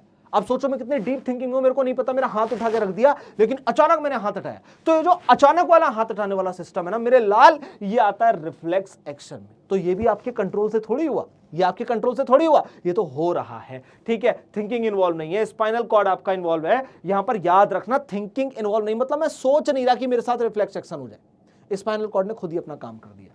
तो ऐसी कंडीशन हमारे पास जनरेट होती है। एक बार इस पे निगाह मारिए, फिर चलेंगे आगे की तरफ। तो चलिए बच्चों चलते हैं आगे की तरफ। अब नेक्स्ट आपके पास आते हैं इनसे रिलेटेड क्वेश्चन जो हमारे 16, 18, 19, 21, 22 में पूछे गए। इसी तरीके से अब हम बात, देखो भाई भाई भाई भाई रिफ्लेक्स एक्शन देख, अचानक से यहां पर क्या हुआ, हाथ रखा गर्म चीज पर तो एकदम से हटा लिया, या फिर ना काफी टाइम पैरों के मूवमेंट की ठीक तरीके से आपकी मसल्स काम कर रही है नहीं कर रही है, तो उस चीज के लिए डॉक्टर भी चेक करता है रिफ्लेक्स एक्शन के लिए। आप जैसे यहां पर हल्का सा हैमर से हिट करेंगे पैर अचानक से आगे जाता है। अब ऐसा नहीं कि किसी के घुटने तोड़ दो ये चेक करने के चक्कर में, ठीक है। चलिए आगे चलते हैं। तो नेक्स्ट कंडीशन जो हमें देखने को मिलती है वो है हमारे पास टाइप्स ऑफ एक्शन। वैसे तो मैं आप लोगों को बता चुका हूं, लेकिन एक बार आप लोग बस थोड़ा सा डिटेल में समझ लीजिए। हमारे पास क्या होता है, 3 टाइप के एक्शन होते हैं। एक्शन कौन कौन से टाइप के होते हैं, एक होता है वॉलंटरी जो हमारे कंट्रोल में है, इनवॉलंटरी जो हमारे कंट्रोल में नहीं है, और एक रिफ्लेक्स है जो हमारे कंट्रोल में नहीं है, अचानक से होता है, ठीक है। उसमें हमारी कोई थिंकिंग इन्वॉल्व नहीं होती, लेकिन हमारी स्पाइनल कॉर्ड इन्वॉल्व होती है तुरंत सडन एक्शन लेने के लिए। अब ये क्यों होता है, सोचो अगर रिफ्लेक्स एक्शन ना होता तो भाई हाथ रखा है, जब तक मैं सोचूंगा मेरा ब्रेन उसे इन्वॉल्व करेगा अपने उसे क्राइटेरिया को, तब तक तो हाथ जल जाएगा। तो क्या होता है ना, हमें बचाने के लिए, हमारी बॉडी को बचाने के लिए रिफ्लेक्स एक्शन यहां पर लगा हुआ है। तो यहां पर आप देख सकते हैं, देखो आपने क्या, ह्यूमन बॉडी है, ठीक है, स्पाइनल कॉर्ड वगैरह आपको मस्त यहाँ पर दिया हुआ है, उसका एक पार्ट ले लिया। अब यहाँ पर क्या हुआ, देखो सेंसरी इन्फॉर्मेशन, यहाँ पर ये पानी गर्म है, ठीक है, रिसेप्टर क्या हुआ आपका, हीट हुआ, ठीक है। अब आपको पेन होगा तो ये क्या करता है, यहाँ से रिसेप्टर देखो सेंसरी न्यूरॉन आगे ले जा रही है, ले जाने के बाद यहाँ पर रिले न्यूरॉन या फिर इंटर न्यूरॉन होगी, वो एक्ट करेगी स्पाइनल कॉर्ड उस पर, और उसे लेकर के मोटर न्यूरॉन के थ्रू वापस लाएगी और ये हाथ को हटा लेगा। ये प्रोसेस होता है किसका, रिफ्लेक्स आर्क का। समझो, जैसे अगर हम बात करें, हमारे पास हम जंप कर रहे हैं, ठीक है, बस से दूर जंप कर रहे हैं, पास जंप कर रहे हैं, या फिर आप ऐसा मान लो कि अगर मैं भाग रहा हूं, रनिंग कर रहा हूं, तो ये मेरी मर्जी है, वॉलंटरी एक्शन है, लेकिन मेरे अंदर इंटरनल ऑर्गन जितने भी हैं वो सारे के सारे इनवॉलंटरी फंक्शन है, मेरे कंट्रोल में नहीं है, और रिफ्लेक्स एक्शन आप लोगों ने यहां पर समझ लिया। बस ये थोड़े से टर्म समझ लो। कुछ एक मेन पार्ट होते हैं, स्टिमुलस, यानी कि जैसे हीट डिटेक्ट कर लिया, आपकी हाथों ने आपके हीट डिटेक्ट कर लिया, या फिर आपने कहीं से स्मेल को सूंघा तो आप एकदम से पीछे हटेगी, बहुत बेकार स्मेल है, ठीक है। सेंसरी न्यूरॉन इंफॉर्मेशन ले जाएगा, मोटर स्पाइनल कॉर्ड उसे एनालाइज करेगा, और मोटर न्यूरॉन उसे वापस से लेकर के आएगा, और फिर उसके बाद जो आपकी मसल है वो उसे वहां से हटा लेगी। ये इतना सा प्रोसेस है। आगे चलते हैं। नेक्स्ट हमारे पास आता है कि रिफ्लेक्स एक्शन का हमारे पास क्या यूज है। तो मैंने आपको बता दिया कि क्या इंपॉर्टेंस है या क्या यूज है। तो बहुत सिंपल है कि हमें ना तुरंत सडन इंजरी से बचाता है, ठीक है, हमें तुरंत इंजरी ना हो जाए उस चीज से बचाता है। सोचो यार, आपने जैसे ही हाथ रखा गर्म जगह पर, आपने एकदम हटाया, अगर वहां पर लंबे समय तक आपका हाथ रखा रहता तो भाई दिक्कत आती है ना, बहुत दिक्कत आती है, आपका हाथ जल जाता, वहां पर इंजरी हो जाती। तो उन सभी चीजों से बचाने का काम रिफ्लेक्स एक्शन करता है। आगे चलते हैं। तो नेक्स्ट आपके पास आया कि यहां पर कैसे ये कह रहा है आपसे कि how have reflex arc evolved in animal, why are they important. अब ये इंपॉर्टेंट क्यों होते हैं आप लोगों को समझ में आ गया। इवॉल्व कैसा हुआ, किसी भी चीज के एवोल्यूशन के लिए जरूरी होता है चेंजेस।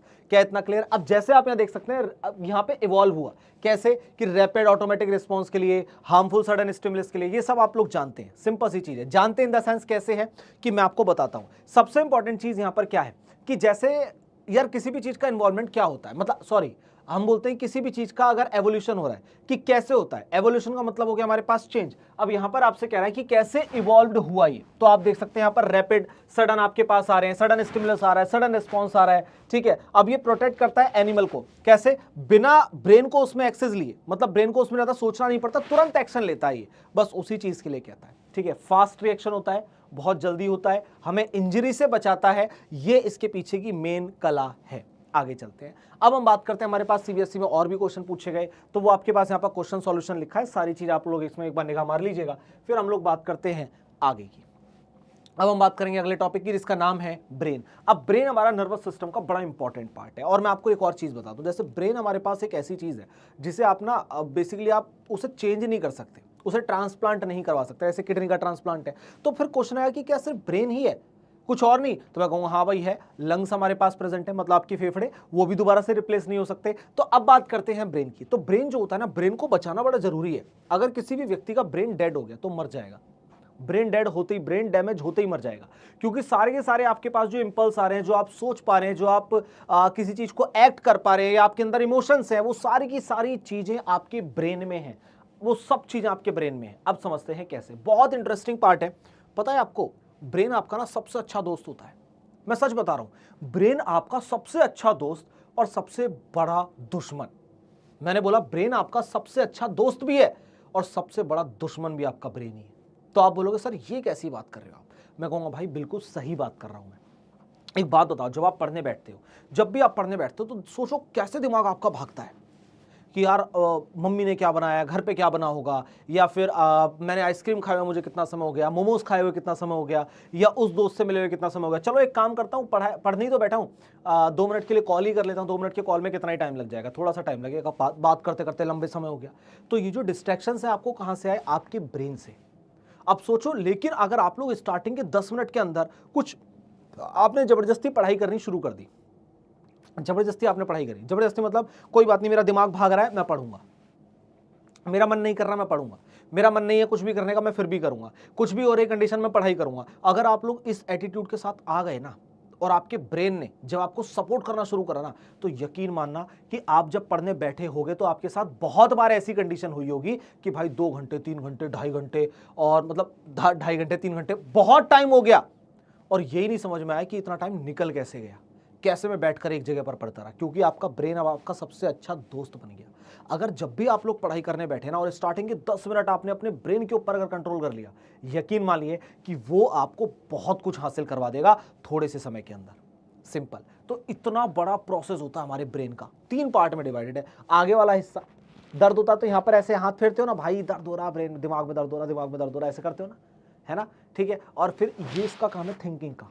फिर ऐसे ही हमारा होता है क्या, मिड ब्रेन। फिर ऐसे ही आता है हमारे पास पीछे, ये कौन सा होता है, ये होता है hind brain. Fore brain, mid brain, और ये हो गया हाइंड ब्रेन। सिंपल सी चीज। आगे चलते हैं। अब ये सारी कंडीशन आपने पढ़ी। अब ब्रेन को ना प्रोटेक्ट भी किया जाता है। अब सोचो अगर इतनी इंपॉर्टेंट चीज है तो इसे प्रोटेक्ट कैसे किया जाता है, तो इसके लिए याद रखना आप ये याद रखना CSC। मैं क्या बोल रहा हूं, CSC क्या होता है, C मतलब क्या होता है, क्रेनियम, आपकी बोन, स्कल, ठीक है। एस का मतलब क्या हुआ, हमारे पास सेरेब्रोस्पाइनल फ्लूइड हमारे पास प्रेजेंट होता है। क्या इतना क्लियर है। और एक हमारे पास होती है मेनिंजेस। तो ऐसे याद रखना आप इसे, CMC से याद रखना। क्लियर। यानी क्या होगा, सबसे पहले प्रेजेंट होगा आपका क्रेनियम यानी कि बोन्स, उसके बाद आपकी प्रेजेंट होंगी M यानी कि मेनिंजेस, और उसके बाद आपके पास वापस से C होगा, मतलब सेरेब्रोस्पाइनल फ्लूइड। CMC से याद रखना, सिंपल, ठीक है। अब पार्ट ऑफ ब्रेन जो हमारे पास होते हैं वो 3 होते हैं। फोर ब्रेन के अंदर हमारे पास फर्दर 3 चीजें आती है। एक होता है हमारे पास सेरेब्रम, हाइपोथैलेमस और थैलेमस। क्या होता है हम पढ़ेंगे।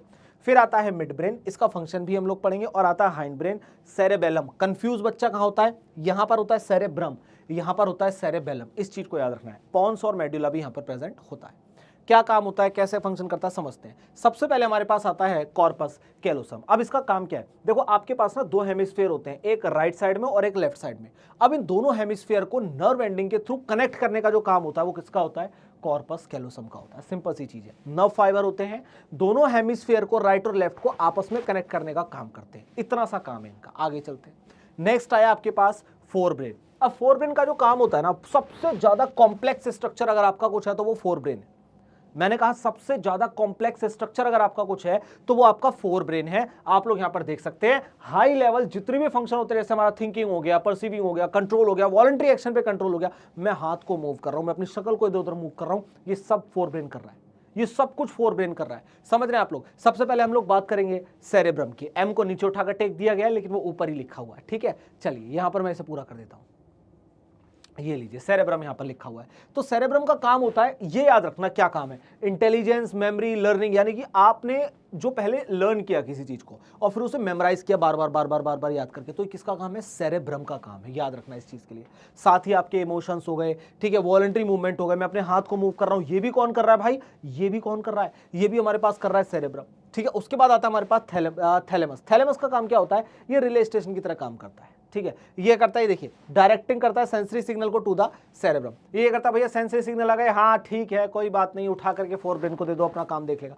फोर ब्रेन के सेरेब्रम पार्ट को दे दो, अपना काम देख लेगा। ये काम है इसका। सेंसरी इंफॉर्मेशन इसके पास आएगी, ये उठा करके सेरेब्रम को देगा, फिर सेरेब्रम आपका काम करना शुरू करेगा। फिर आपके पास आता है हाइपोथैलेमस। भाई भूख लगती है, प्यास लगती है ना, तो ये सब कहां से, ऐसा लग रहा है भूख लग रही है, तो ये जो लगने वाली चीज है कहां की वजह से हो रही है फील आपको, हाइपोथैलेमस की वजह से। आपकी हंगर हो गई, बॉडी टेम्परेचर हो गया, उन सभी चीज को कंट्रोल करने का काम किसका है, हाइपोथैलेमस का है। तो अगर हम ध्यान से देखें तो फोर ब्रेन हमारा बहुत कॉम्प्लेक्स स्ट्रक्चर के बहुत मेजर फंक्शंस हैं इसके। ऐसा नहीं है कि बाकी सारे पार्ट के फंक्शन नहीं है सर, बिल्कुल है यार, लेकिन इसका भी अपना एक अलग ही रोल है। ऑरा इसका, ऑरा 9999999 प्लस ऑरा इसका दिमाग के अंदर अगर हम बात करें तो सबसे पहले सेरेब्रम, सेरेब्रम क्या करता है भाई, आपकी थिंकिंग प्रोसेस जितना हो गया, जो भी आप याद करते हैं, वो सारा काम किसका है, सेरेब्रम का है। ठीक है, वहीं थैलेमस का काम क्या है, थैलेमस आपके सेंसरी इंफॉर्मेशन की तरह काम कर रहे हैं। सेंसरी इंफॉर्मेशन आएगी, सेरेब्रम को दे दूंगा, वो अपने आप देखता रहेगा। हाइपोथैलेमस आपकी हंगर, आपका जो थर्स्ट यानी प्यास, भूख प्यास, टेम्परेचर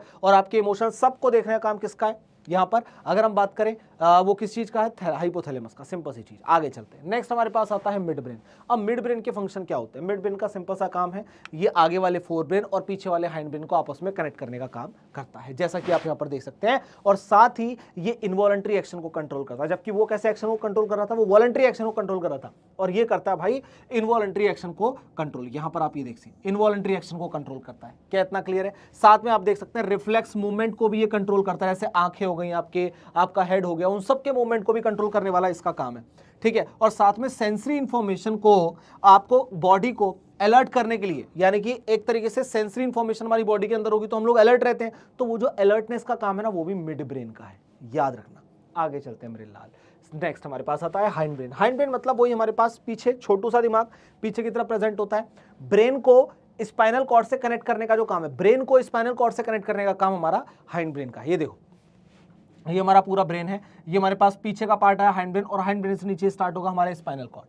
तो इन दोनों को कनेक्ट करने का काम किसका है, हाइंड ब्रेन का है। इसे एक बार देखते हैं। तो यहां पर आप देख सकते हैं इसमें तीन पार्ट होते हैं। एक होता है हमारे पास क्या, सेरेबेलम। ठीक है, ये कंट्रोल करता है बॉडी के बैलेंस को, पोस्चर को, और कोऑर्डिनेशन करता है किस चीज का, बॉडी के मूवमेंट। मतलब अगर मैं अपने दिमाग से सोचकर सीधे चल पा रहा हूं, तो इसके पीछे का रीजन है मेरे हाइंड ब्रेन के अंदर प्रेजेंट सेरेबेलम का। इसका मतलब जो व्यक्ति मदिरा पान करता है, जो भी व्यक्ति मदिरा पान करता है, उससे कहां प्रॉब्लम होती है, उससे प्रॉब्लम होती है सेरेबेलम में। क्योंकि सेरेबेलम ना ठीक होने की वजह से वो कैसा चलता है, चलता है बिल्कुल एकदम। क्यों? क्योंकि सेरेबेलम से कनेक्शन उसका टूट गया। तो सेरेबेलम से अगर उसका कनेक्शन टूट गया मेरे लाल, तो ऐसी कंडीशन के अंदर वो क्या होता है, पूरे तरीके से अपने बॉडी के पोस्चर के ऊपर, यानी कि अपनी बॉडी के मूवमेंट के ऊपर जो कंट्रोल है वो खो देता है। सिंपल सी चीज। क्या इतना क्लियर है? ये हमारे पास आएगा। फिर हमारे पास आता है पॉन्स। इसका मतलब क्या होता है, ये हमारे पास कंट्रोल करता है ब्रीदिंग के लिए। याद रखना, मैं ब्रीद इन,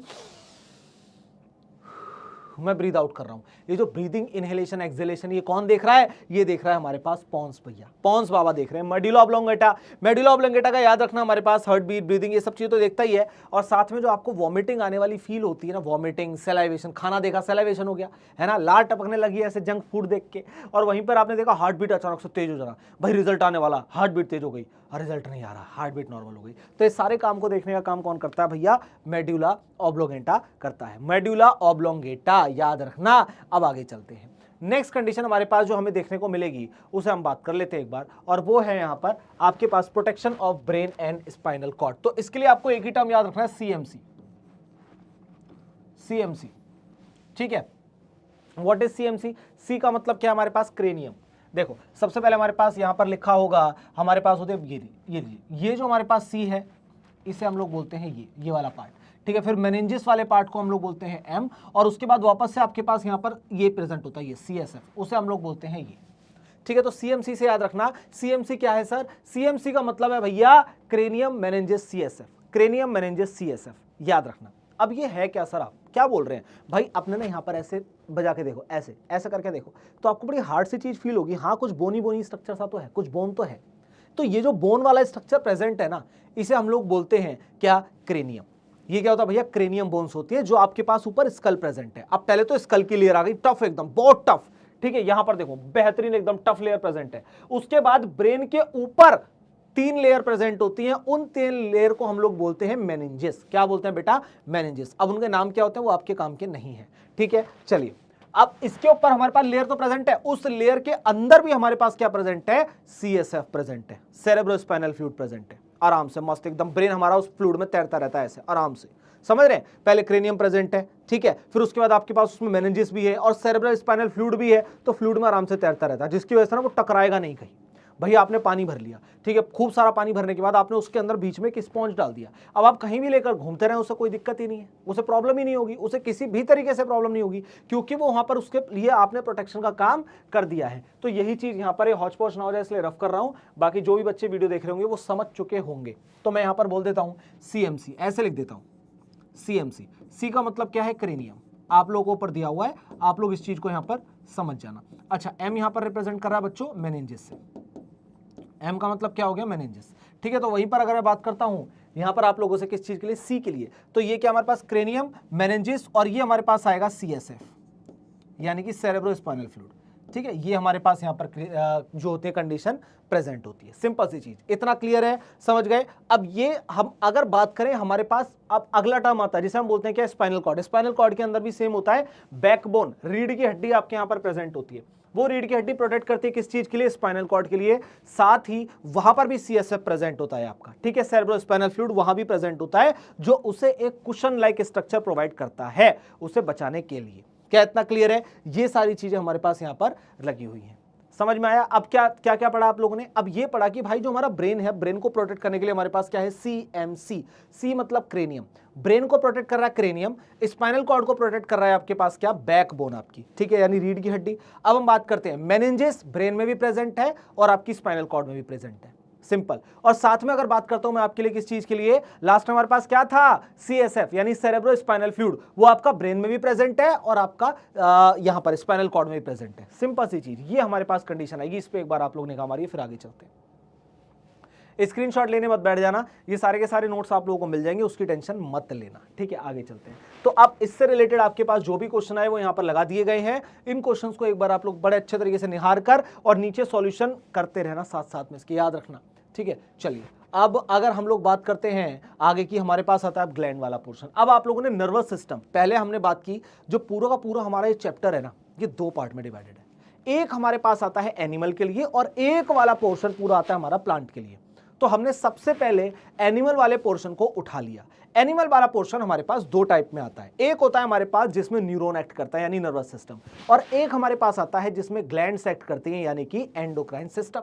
ठीक है, अब हम लोगों ने नर्वस सिस्टम पढ़ लिया। हमने सबसे पहले कौन सा पार्ट उठाया? एनिमल वाला। एनिमल में कितने पार्ट? दो पार्ट। एक हमारा पार्ट कौन सा? Nervous system. एक पार्ट कौन सा हमारे पास? जिसे हम बोलते हैं एंडोक्राइन सिस्टम।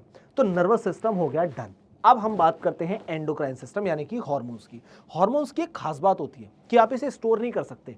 ये जैसे ही रिलीज होगा तुरंत एक्ट करेगा, जैसे ही रिलीज होगा तुरंत एक्ट करेगा। ये कहीं भी स्टोर नहीं होता, याद रखना इस चीज के लिए। अब अगर हम लोग बात करते हैं ग्लैंड्स, हमारे पास एक स्पेशल ऑर्गन होते हैं जो एक सब्सटेंस को बनाते हैं जिसका नाम है हार्मोन्स। अब हार्मोन्स दो टाइप के होंगे, एक जिन्हें डक्ट की रिक्वायरमेंट होगी कि भैया नाली बना दो, डक्ट के थ्रू आगे जाना है।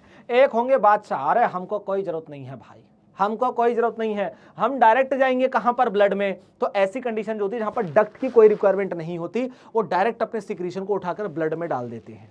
तो ऐसी कंडीशन को हम लोग बोलते हैं एंडोक्राइन ग्लैंड्स। लेकिन लेकिन लेकिन कुछ ऐसे जिनमें हमारे पास डक्ट की रिक्वायरमेंट होती है उसे हम लोग बोलते हैं एक्सोक्राइन ग्लैंड। समझ में आया? यहां पर डक्ट प्रेजेंट है, यहां पर डक्ट एब्सेंट है। जहां पर डक्ट प्रेजेंट है वो छोटे रास्ते तय करते हैं, और जिन्हें बिल्कुल डक्ट है ही नहीं वो क्या करते हैं? बड़े बड़े रास्ते तय करते हैं। वहां पर एग्जांपल आएगा एड्रीनल ग्लैंड से निकलने वाला हार्मोन एड्रीनलिन, जिसे आप लोग जानते हैं हमारे लिए स्ट्रेस हार्मोन है, इमरजेंसी हार्मोन हम उसे बोलते हैं। आगे चलते हैं बेटा। अब हमारे पास वही दोनों के बीच में डिफरेंस आ गया। तो मैंने आपको बताया एक्सोक्राइन ग्लैंड में हमारे पास क्या होगा? डक्ट्स प्रेजेंट होंगी। एंडोक्राइन ग्लैंड में आपके पास डक्ट प्रेजेंट नहीं होती, ये डायरेक्ट अपने सिक्रीशन को उठा करके ब्लड के अंदर एज इट इज डाल देता है। मैं फिर बोल रहा हूं, ये डायरेक्ट अपने ब्लड को एज इट इज उठाएगा और एज इट इज उठा करके ब्लड के अंदर डाल देगा। कोई दिक्कत और आपत्ति से नहीं होने वाली। इस चीज के लिए हमें यहां पर क्या रखना मेरे लाल? याद रखना है। अब अगर हम बात करते हैं ये सब्सटेंस क्या क्या सिक्रीट करता है भैया, तो यहां पर आ जाता हूं मैं इसे अंडरलाइन करने के लिए। देखिए, एंजाइम्स, सलाइवा, स्वेट और हमारे पास म्यूकस। म्यूकस आप जानते हैं ना हमारे कहां? स्टमक में प्रेजेंट होता है, जिसकी वजह से HCl हमारे स्टमक को नहीं जला पाता। समझ रहे हैं? ये हमारे पास कंडीशन आ गई। ठीक है, और ये लोकल एक्ट कर। यार एक बात बताओ, नालियां बनी हुई है, नालियां लोकल में ही तो जाएंगी। ठीक है, तो लोकल ही जाता है हमारे पास। सिंपल सिंपल छोटे छोटे रास्ते तय करते हैं। लेकिन जब रास्ता बहुत लंबा हो, जब रास्ता बहुत लंबा हो तो सहारा नहीं चाहिए होता, खुद पर हौसला चाहिए होता है। ऐसी कंडीशन को लेकर आया एंडोक्राइन ग्लैंड। ये कैसा है? Ductless gland. कोई दिक्कत नहीं है, डक्ट नहीं होगी हम तब भी काम करेगा, ऐसे लेकर आता है अपने एटीट्यूड में। और ये रिलीज करता है अपने हार्मोन को डायरेक्टली इनटू द ब्लड। क्या करता है? यहां पर अगर हम बात करें अपने हार्मोन को ब्लड के अंदर डायरेक्टली जो डालने का काम करता मेरे लाल, वो करता है एंडोक्राइन ग्लैंड। इस चीज के लिए याद रखना आप लोग, मैं फिर बोल रहा हूं, इस चीज के लिए याद याद याद रखना है आप लोगों को। क्या इतना क्लियर है? चलिए मेरे लाल, अब हम बात करते हैं ये क्या करता है? सिक्रीट करता है हार्मोन्स ओनली। ये सिर्फ और सिर्फ हार्मोन्स को सिक्रीट करता है। समझ में आ गया। जबकि ये यहां पर क्या कर रहा है, एंजाइम ले, सलाइवा ले, स्वेट ले, म्यूकस ले, सब चीज ले लेकिन हार्मोन सिक्रीट नहीं करूंगा। तो इसका मतलब जो इनमें से ग्लैंड्स में से जो हार्मोन सिक्रीट करने का काम करते हैं वो एंडोक्राइन ग्लैंड है, अपने सिक्रीशन को डायरेक्ट ब्लड के अंदर डाल देते हैं। लेकिन वहीं अगर हम बात करते हैं कुछ ऐसी चीज की जो हमारे पास हार्मोन छोड़ के सब कुछ सिक्रीट कर रहा, मेरे लाल, एंजाइम ले, सलाइवा ले, स्वेट ले, म्यूकस ले, बस हार्मोन मत ले, तो ऐसी कंडीशन होती है एक्सोक्राइन ग्लैंड के साथ। अब चलते हैं हम लोग आगे की तरफ। नेक्स्ट हमारे पास आ गया भैया हार्मोन। देखिए मेल फीमेल बना दिए हैं यहां पर। आप जानते हैं भाई हार्मोन हमारी बॉडी के अंदर सिक्रीट होता है। अच्छा मेरा एक क्वेश्चन है, मेरा क्या, ये तो आप लोगों का क्वेश्चन होगा। आप लोग ये पूछ सकते हैं सर एक बात बताओ, अगर हमारे पास जो है नर्वस सिस्टम प्रेजेंट है तो एंडोक्राइन सिस्टम का क्या काम है? जब सारी इंफॉर्मेशन ट्रेवल हो रही है नर्वस सिस्टम से तो भैया एंडोक्राइन सिस्टम का क्या काम है? ये चीज मुझे एक्सप्लेन करो। तो मैंने कहा बहुत सही, बहुत बढ़िया, बहुत बढ़िया, तरक्की वाला क्वेश्चन है। तो मेरी बात को समझिए, आपके पास दो टाइप के सिस्टम है, एक होता बच्चों नर्वस सिस्टम और एक होता हमारे पास एंडोक्राइन सिस्टम।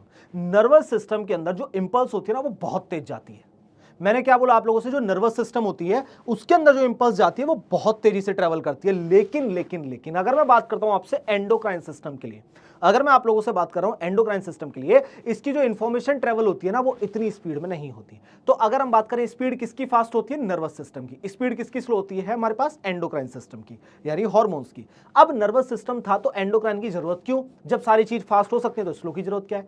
क्योंकि बेटा नर्वस सिस्टम बॉडी के हर पार्ट तक नहीं पहुंच सकता, आप ऐसा समझो। लेकिन एंडोक्राइन सिस्टम हार्मोन्स है, हार्मोन्स बॉडी के मैक्सिमम पार्ट तक पहुंच सकता है, यानी कि बॉडी का मैक्सिमम एरिया जो कवर करता है वो नर्वस सिस्टम है, नो डाउट। लेकिन कुछ ऐसा पार्ट जहां पर हमारा नर्वस सिस्टम नहीं जा सकता वहां पर जाने की हिम्मत दिखाता है एंडोक्राइन सिस्टम। तो दोनों के अपने अलग अलग रोल हैं और जरूरी नहीं है हर वक्त आपको कुछ फास्ट इंपल्स ही करना हो। कभी कभी इंपल्स बहुत ज्यादा स्लो भी हो सकते हैं, तेज भी हो सकते हैं। और अगर ग्लैंड्स नहीं होती तो भाई एंजाइम कहां से आते, सलाइवा कहां से सिक्रीट होता, म्यूकस कहां से सिक्रीट होता, कैसे स्टमक को बताते, तो बहुत सारी चीजें आ जाती हैं दिमाग में। समझ रहे हैं आप लोग? चलिए हम बात करते हैं अब इसकी। अब इसे एक बार देखिए आप लोग। सबसे पहले केमिकल मैसेज होता है हमारे पास सिक्रेटेड बाय एंडोक्राइन ग्लैंड और ट्रांसपोर्टेड बाय ब्लड, यानी कि कहां पर आया, एंडोक्राइन सिस्टम में आया, आने के बाद ब्लड के थ्रू ट्रांसपोर्ट हो जाएगा, जहां भी इसे जाना है टारगेट ऑर्गन तक वहां पहुंच जाएगा। सिंपल सी चीज। अब यहां पर क्या होता है ना, ये कंट्रोल एंड कोऑर्डिनेशन कराता है। भाई एक बात बताओ, अगर मुझे इस समय पर डर लग रहा है, ठीक है, मान लो बहुत सिंपल एग्जांपल, मैं जा रहा हूं रोड पर, आराम से जा रहा था, गलती से एक समझदार डोगेश भैया आ गए, डोगेश भैया रोड पर बैठे होते, डोगेश भैया की पूंछ पर मेरा पैर लग गया। अब मैं उनसे माफी मांग रहा हूं, ऐसे हाथ जोड़, माफी, और अचानक से डोगेश भैया ने क्या करा, ऐसे खूंखार तरीके से देख के मेरे पीछे भागना शुरू करा। सोचो मैं अगर भाग सकता हूं, छोटी सी दूरी को तय कर सकता हूं, तो इतनी तेज दूरी यानी इतनी ज्यादा दूरी को मैं कैसे भाग पाऊंगा? मुझे तो पता नहीं डोगेश भैया कब तक पीछा करे मेरा, हाँ या ना? तो ऐसी कंडीशन में रिलीज होता है एड्रेनलिन, ताकि मैं अपने थोड़े से टाइम के लिए, जो अगर मैं बात करूं परफॉर्मेंस के लिए, बहुत तेजी से आगे बढ़ा सकूं। सिंपल सी चीज, समझ रहे हैं आप लोग? वहां पर एक्ट करता है, तो इमरजेंसी सिचुएशन में एक्ट करता है, याद रखना। आगे चलते हैं। यहां पर ये मेल और फीमेल बने हुए हैं, दोनों के अंदर अगर हम बात करें सारी चीजें लगभग सिमिलर होती हैं ऑलमोस्ट। लेकिन जो आप यहां देख सकते हैं, यहां पर ओवरीज प्रेजेंट है, और अगर हम बात करते हैं यहां पर टेस्टिस प्रेजेंट है ह्यूमन मेल के अंदर। ठीक है, आगे चलते हैं। तो नेक्स्ट हमारे पास आता है कहां पर प्रेजेंट होते हैं ग्लैंड्स वगैरह। देखिए ना, पिट्यूटरी ग्लैंड आपकी कहां पर प्रेजेंट है, ये देखिए just below the brain, brain के ठीक नीचे, जस्ट बिलो द ब्रेन, यहां पर आप देख सकते हैं। क्लियर है? अब सिक्रेट करती है बहुत सारे हार्मोन्स को, ठीक है, और ग्रोथ हार्मोन हमारे पास रेगुलेट होता है, डेवलपमेंट होता है। अब ये सारी चीजें तो लिखी हुई हैं यार एक बात बताओ, ये दो तरीके के आपको यहाँ पर ह्यूमन बीइंग दिख रहे हैं। एक प्यारी सी बच्ची दिख रही है जो बच्ची नहीं है, बहुत ज्यादा एजेस की, और एक आपको यहाँ पर प्यारा सा बालक दिख रहा है जो बालक नहीं दिख रहा, जिसकी एज सच में ज्यादा है। अगर हम लोग बात करें यहाँ पर सिंपल सी चीज, तो यहाँ पर ना एक की हाइट तो बहुत बड़ी होगी और एक की हाइट बहुत छोटी हो गई। ऐसा क्यों? ये सब हुआ है ग्रोथ हार्मोन की वजह से। हमारी बॉडी में पिट्यूटरी ग्लैंड क्या करती है, ग्रोथ हार्मोन को सीक्रेट करती है। अब अगर वो ऑप्टिमम लेवल पर होगा तो आपकी और हमारी जितनी हाइट हो जाएगी। हाँ भाई एवरेज हाइट है हम लोग की, कोई दिक्कत वाली बात नहीं है, ना ज्यादा ना कम। लेकिन जब ये ग्रोथ हार्मोन बहुत तेजी से सीक्रेट होता है ना, तो ऐसी कंडीशन में हाइट बहुत ज्यादा बढ़ जाती है। लेकिन अगर वहीं ये ग्रोथ हार्मोन आपका बिल्कुल डेफिशिएंट हो जाए, इनसफिशिएंट हो जाए, मतलब कमी हो जाए ग्रोथ हार्मोन की, तो ये हाइट को बस थोड़ा सा बड़ा होने देगा और फिर रोक देगा। जैसे आप देख सकते हैं यहाँ पर एक कंडीशन हमारे पास आ गई है। तो यहाँ पर ये बता रहा है डेफिशिएंसी ऑफ ग्रोथ हार्मोन, और ये लीजिए, ये आपको यहाँ पर क्या बता रहा है, डेफिशिएंसी ऑफ ग्रोथ हार्मोन। ठीक है, ये हमारे पास आ गया। नेक्स्ट अगर मैं बात करता हूँ आपसे, तो ये आ गया हमारे पास, ये लीजिए, ये कंडीशन आ गई एक्सेस ऑफ ग्रोथ हार्मोन। एक तो होता है बेटा डेफिशिएंसी और एक हमारे पास होता है एक्सेस, यानी कि एक में तो ग्रोथ हार्मोन की कमी हो रही है और एक हमारे पास है एक्सेस ऑफ ग्रोथ हार्मोन। ये चीज हमें यहां पर याद रखनी है। आगे हम बात करते हैं, हमारे पास अलग अलग ग्लैंड्स आएंगी, उन ग्लैंड्स के फंक्शन क्या हैं, कहां पर लोकेट करती हैं और क्या उनके अंदर हमें देखने को मिलता है, और एग्जैक्ट उनका जो डायग्राम है वो देखेंगे। सबसे पहले आया भैया थायराइड ग्लैंड। थायराइड ग्लैंड आपके विंड पाइप के आसपास प्रेजेंट होता है। ये आपका विंड पाइप है, ये लीजिए, ये वाला विंड पाइप है, ये लीजिए, इसे बोलते हैं ईसोफेगस, आपने सुना होगा, ठीक है। यहीं पर आपका प्रेजेंट होता है क्या, थायराइड ग्लैंड। इसके पीछे जो ग्लैंड प्रेजेंट होती है उसे बोलते हैं पैराथायराइड ग्लैंड। अभी उसके बारे में पढ़ेंगे। तो देखो मेरे लाल, आपसे बोला गया attach to the wind pipe in the body, simple, और ये प्रोड्यूस करता है थायरॉक्सिन हार्मोन के लिए। किसे प्रोड्यूस करता है, थायरॉक्सिन हार्मोन। तो हार्मोन कहां प्रेजेंट होता है, हमारा विंड पाइप में, विंड पाइप के आसपास, ठीक है। और क्या रिलीज करता है, थायरॉक्सिन को रिलीज करता है। अब हम बात करते हैं थायरॉक्सिन करता क्या है, तो metabolism of carbohydrate, fat and protein. तो इसका मतलब अगर आपके थायराइड ग्लैंड के अंदर कोई प्रॉब्लम हो गई तो आप लोग इनका मेटाबॉलिज्म कर ही नहीं पाएंगे, ना कार्बोहाइड्रेट का, ना फैट का, ना ही प्रोटीन का। तो ये तो दिक्कत आ गई, कार्ब, फैट और प्रोटीन आपकी बॉडी में आ ही नहीं पाएगा ठीक तरीके से। अब हम बात करते हैं आगे। अब गॉइटर क्या होता है, गॉइटर एक बीमारी है जो आप लोगों ने देखा होगा यूजुअली, ठीक है। ये क्या होता है, ये आयोडीन युक्त नमक आप लोगों ने सुना है। ये देखिए गॉइटर आपको यहाँ पर दिख रहा होगा, स्वेलिंग आ गई यहाँ पर। क्या हो गया यहाँ पर, ये जो आपकी थायराइड ग्लैंड है ना, ये स्वेल कर गई है, स्वेलिंग आ गई इसके अंदर। अब इसके पीछे का रीजन क्या है, अब देखिए, आप देख सकते हैं यहाँ पर, ये किसकी वजह से होता है, लैक ऑफ आयोडीन की वजह से। कहने का मतलब आपने सुना होगा आयोडीन युक्त नमक, टाटा नमक, देश का नमक, आयोडीन युक्त नमक आप लोगों ने सुना होगा। तो होता क्या है ना कि अगर आपकी बॉडी में आयोडीन की कमी हो गई, क्योंकि इसे आयोडीन से इसका सब कुछ हो रहा है, इसका पालन पोषण पालन पोषण तो कुछ नहीं होता, पालन पोषण, ठीक है, ये हमारे पास यहां पर हो रहा है। अब ऐसी कंडीशन के अंदर अगर इसे आयोडीन ना मिले तो ये स्वेल कर जाता है, याद रखना, ठीक है। उस कंडीशन को हम लोग बोलते हैं गॉइटर। अब ये याद रखना। अब सम आयोडीन रिच सोर्स क्या होते हैं वो आप लोग जानते हैं, हमारे पास सबसे बढ़िया तो है आयोडीन युक्त नमक। अब नमक में आयोडीन ऐड कर दिया कि आप नमक डालकर खाइए, आयोडीन कमी होगी ही नहीं। चलिए आगे चलते हैं। नेक्स्ट हमारे पास क्या आता है बेटा, यहां पर हमारे पास आता है 4 स्मॉल ग्लैंड। यहां पर कुछ गड़बड़ है, गड़बड़ तो है। यहां पर पैराथायराइड होना चाहिए बेटा, पैरा हम लोग खुद लगा देंगे। हाँ, यहां पर मैं इसे काट रहा हूं ऐसे और मैं खुद से लिख रहा हूं पैराथायराइड, ये लीजिए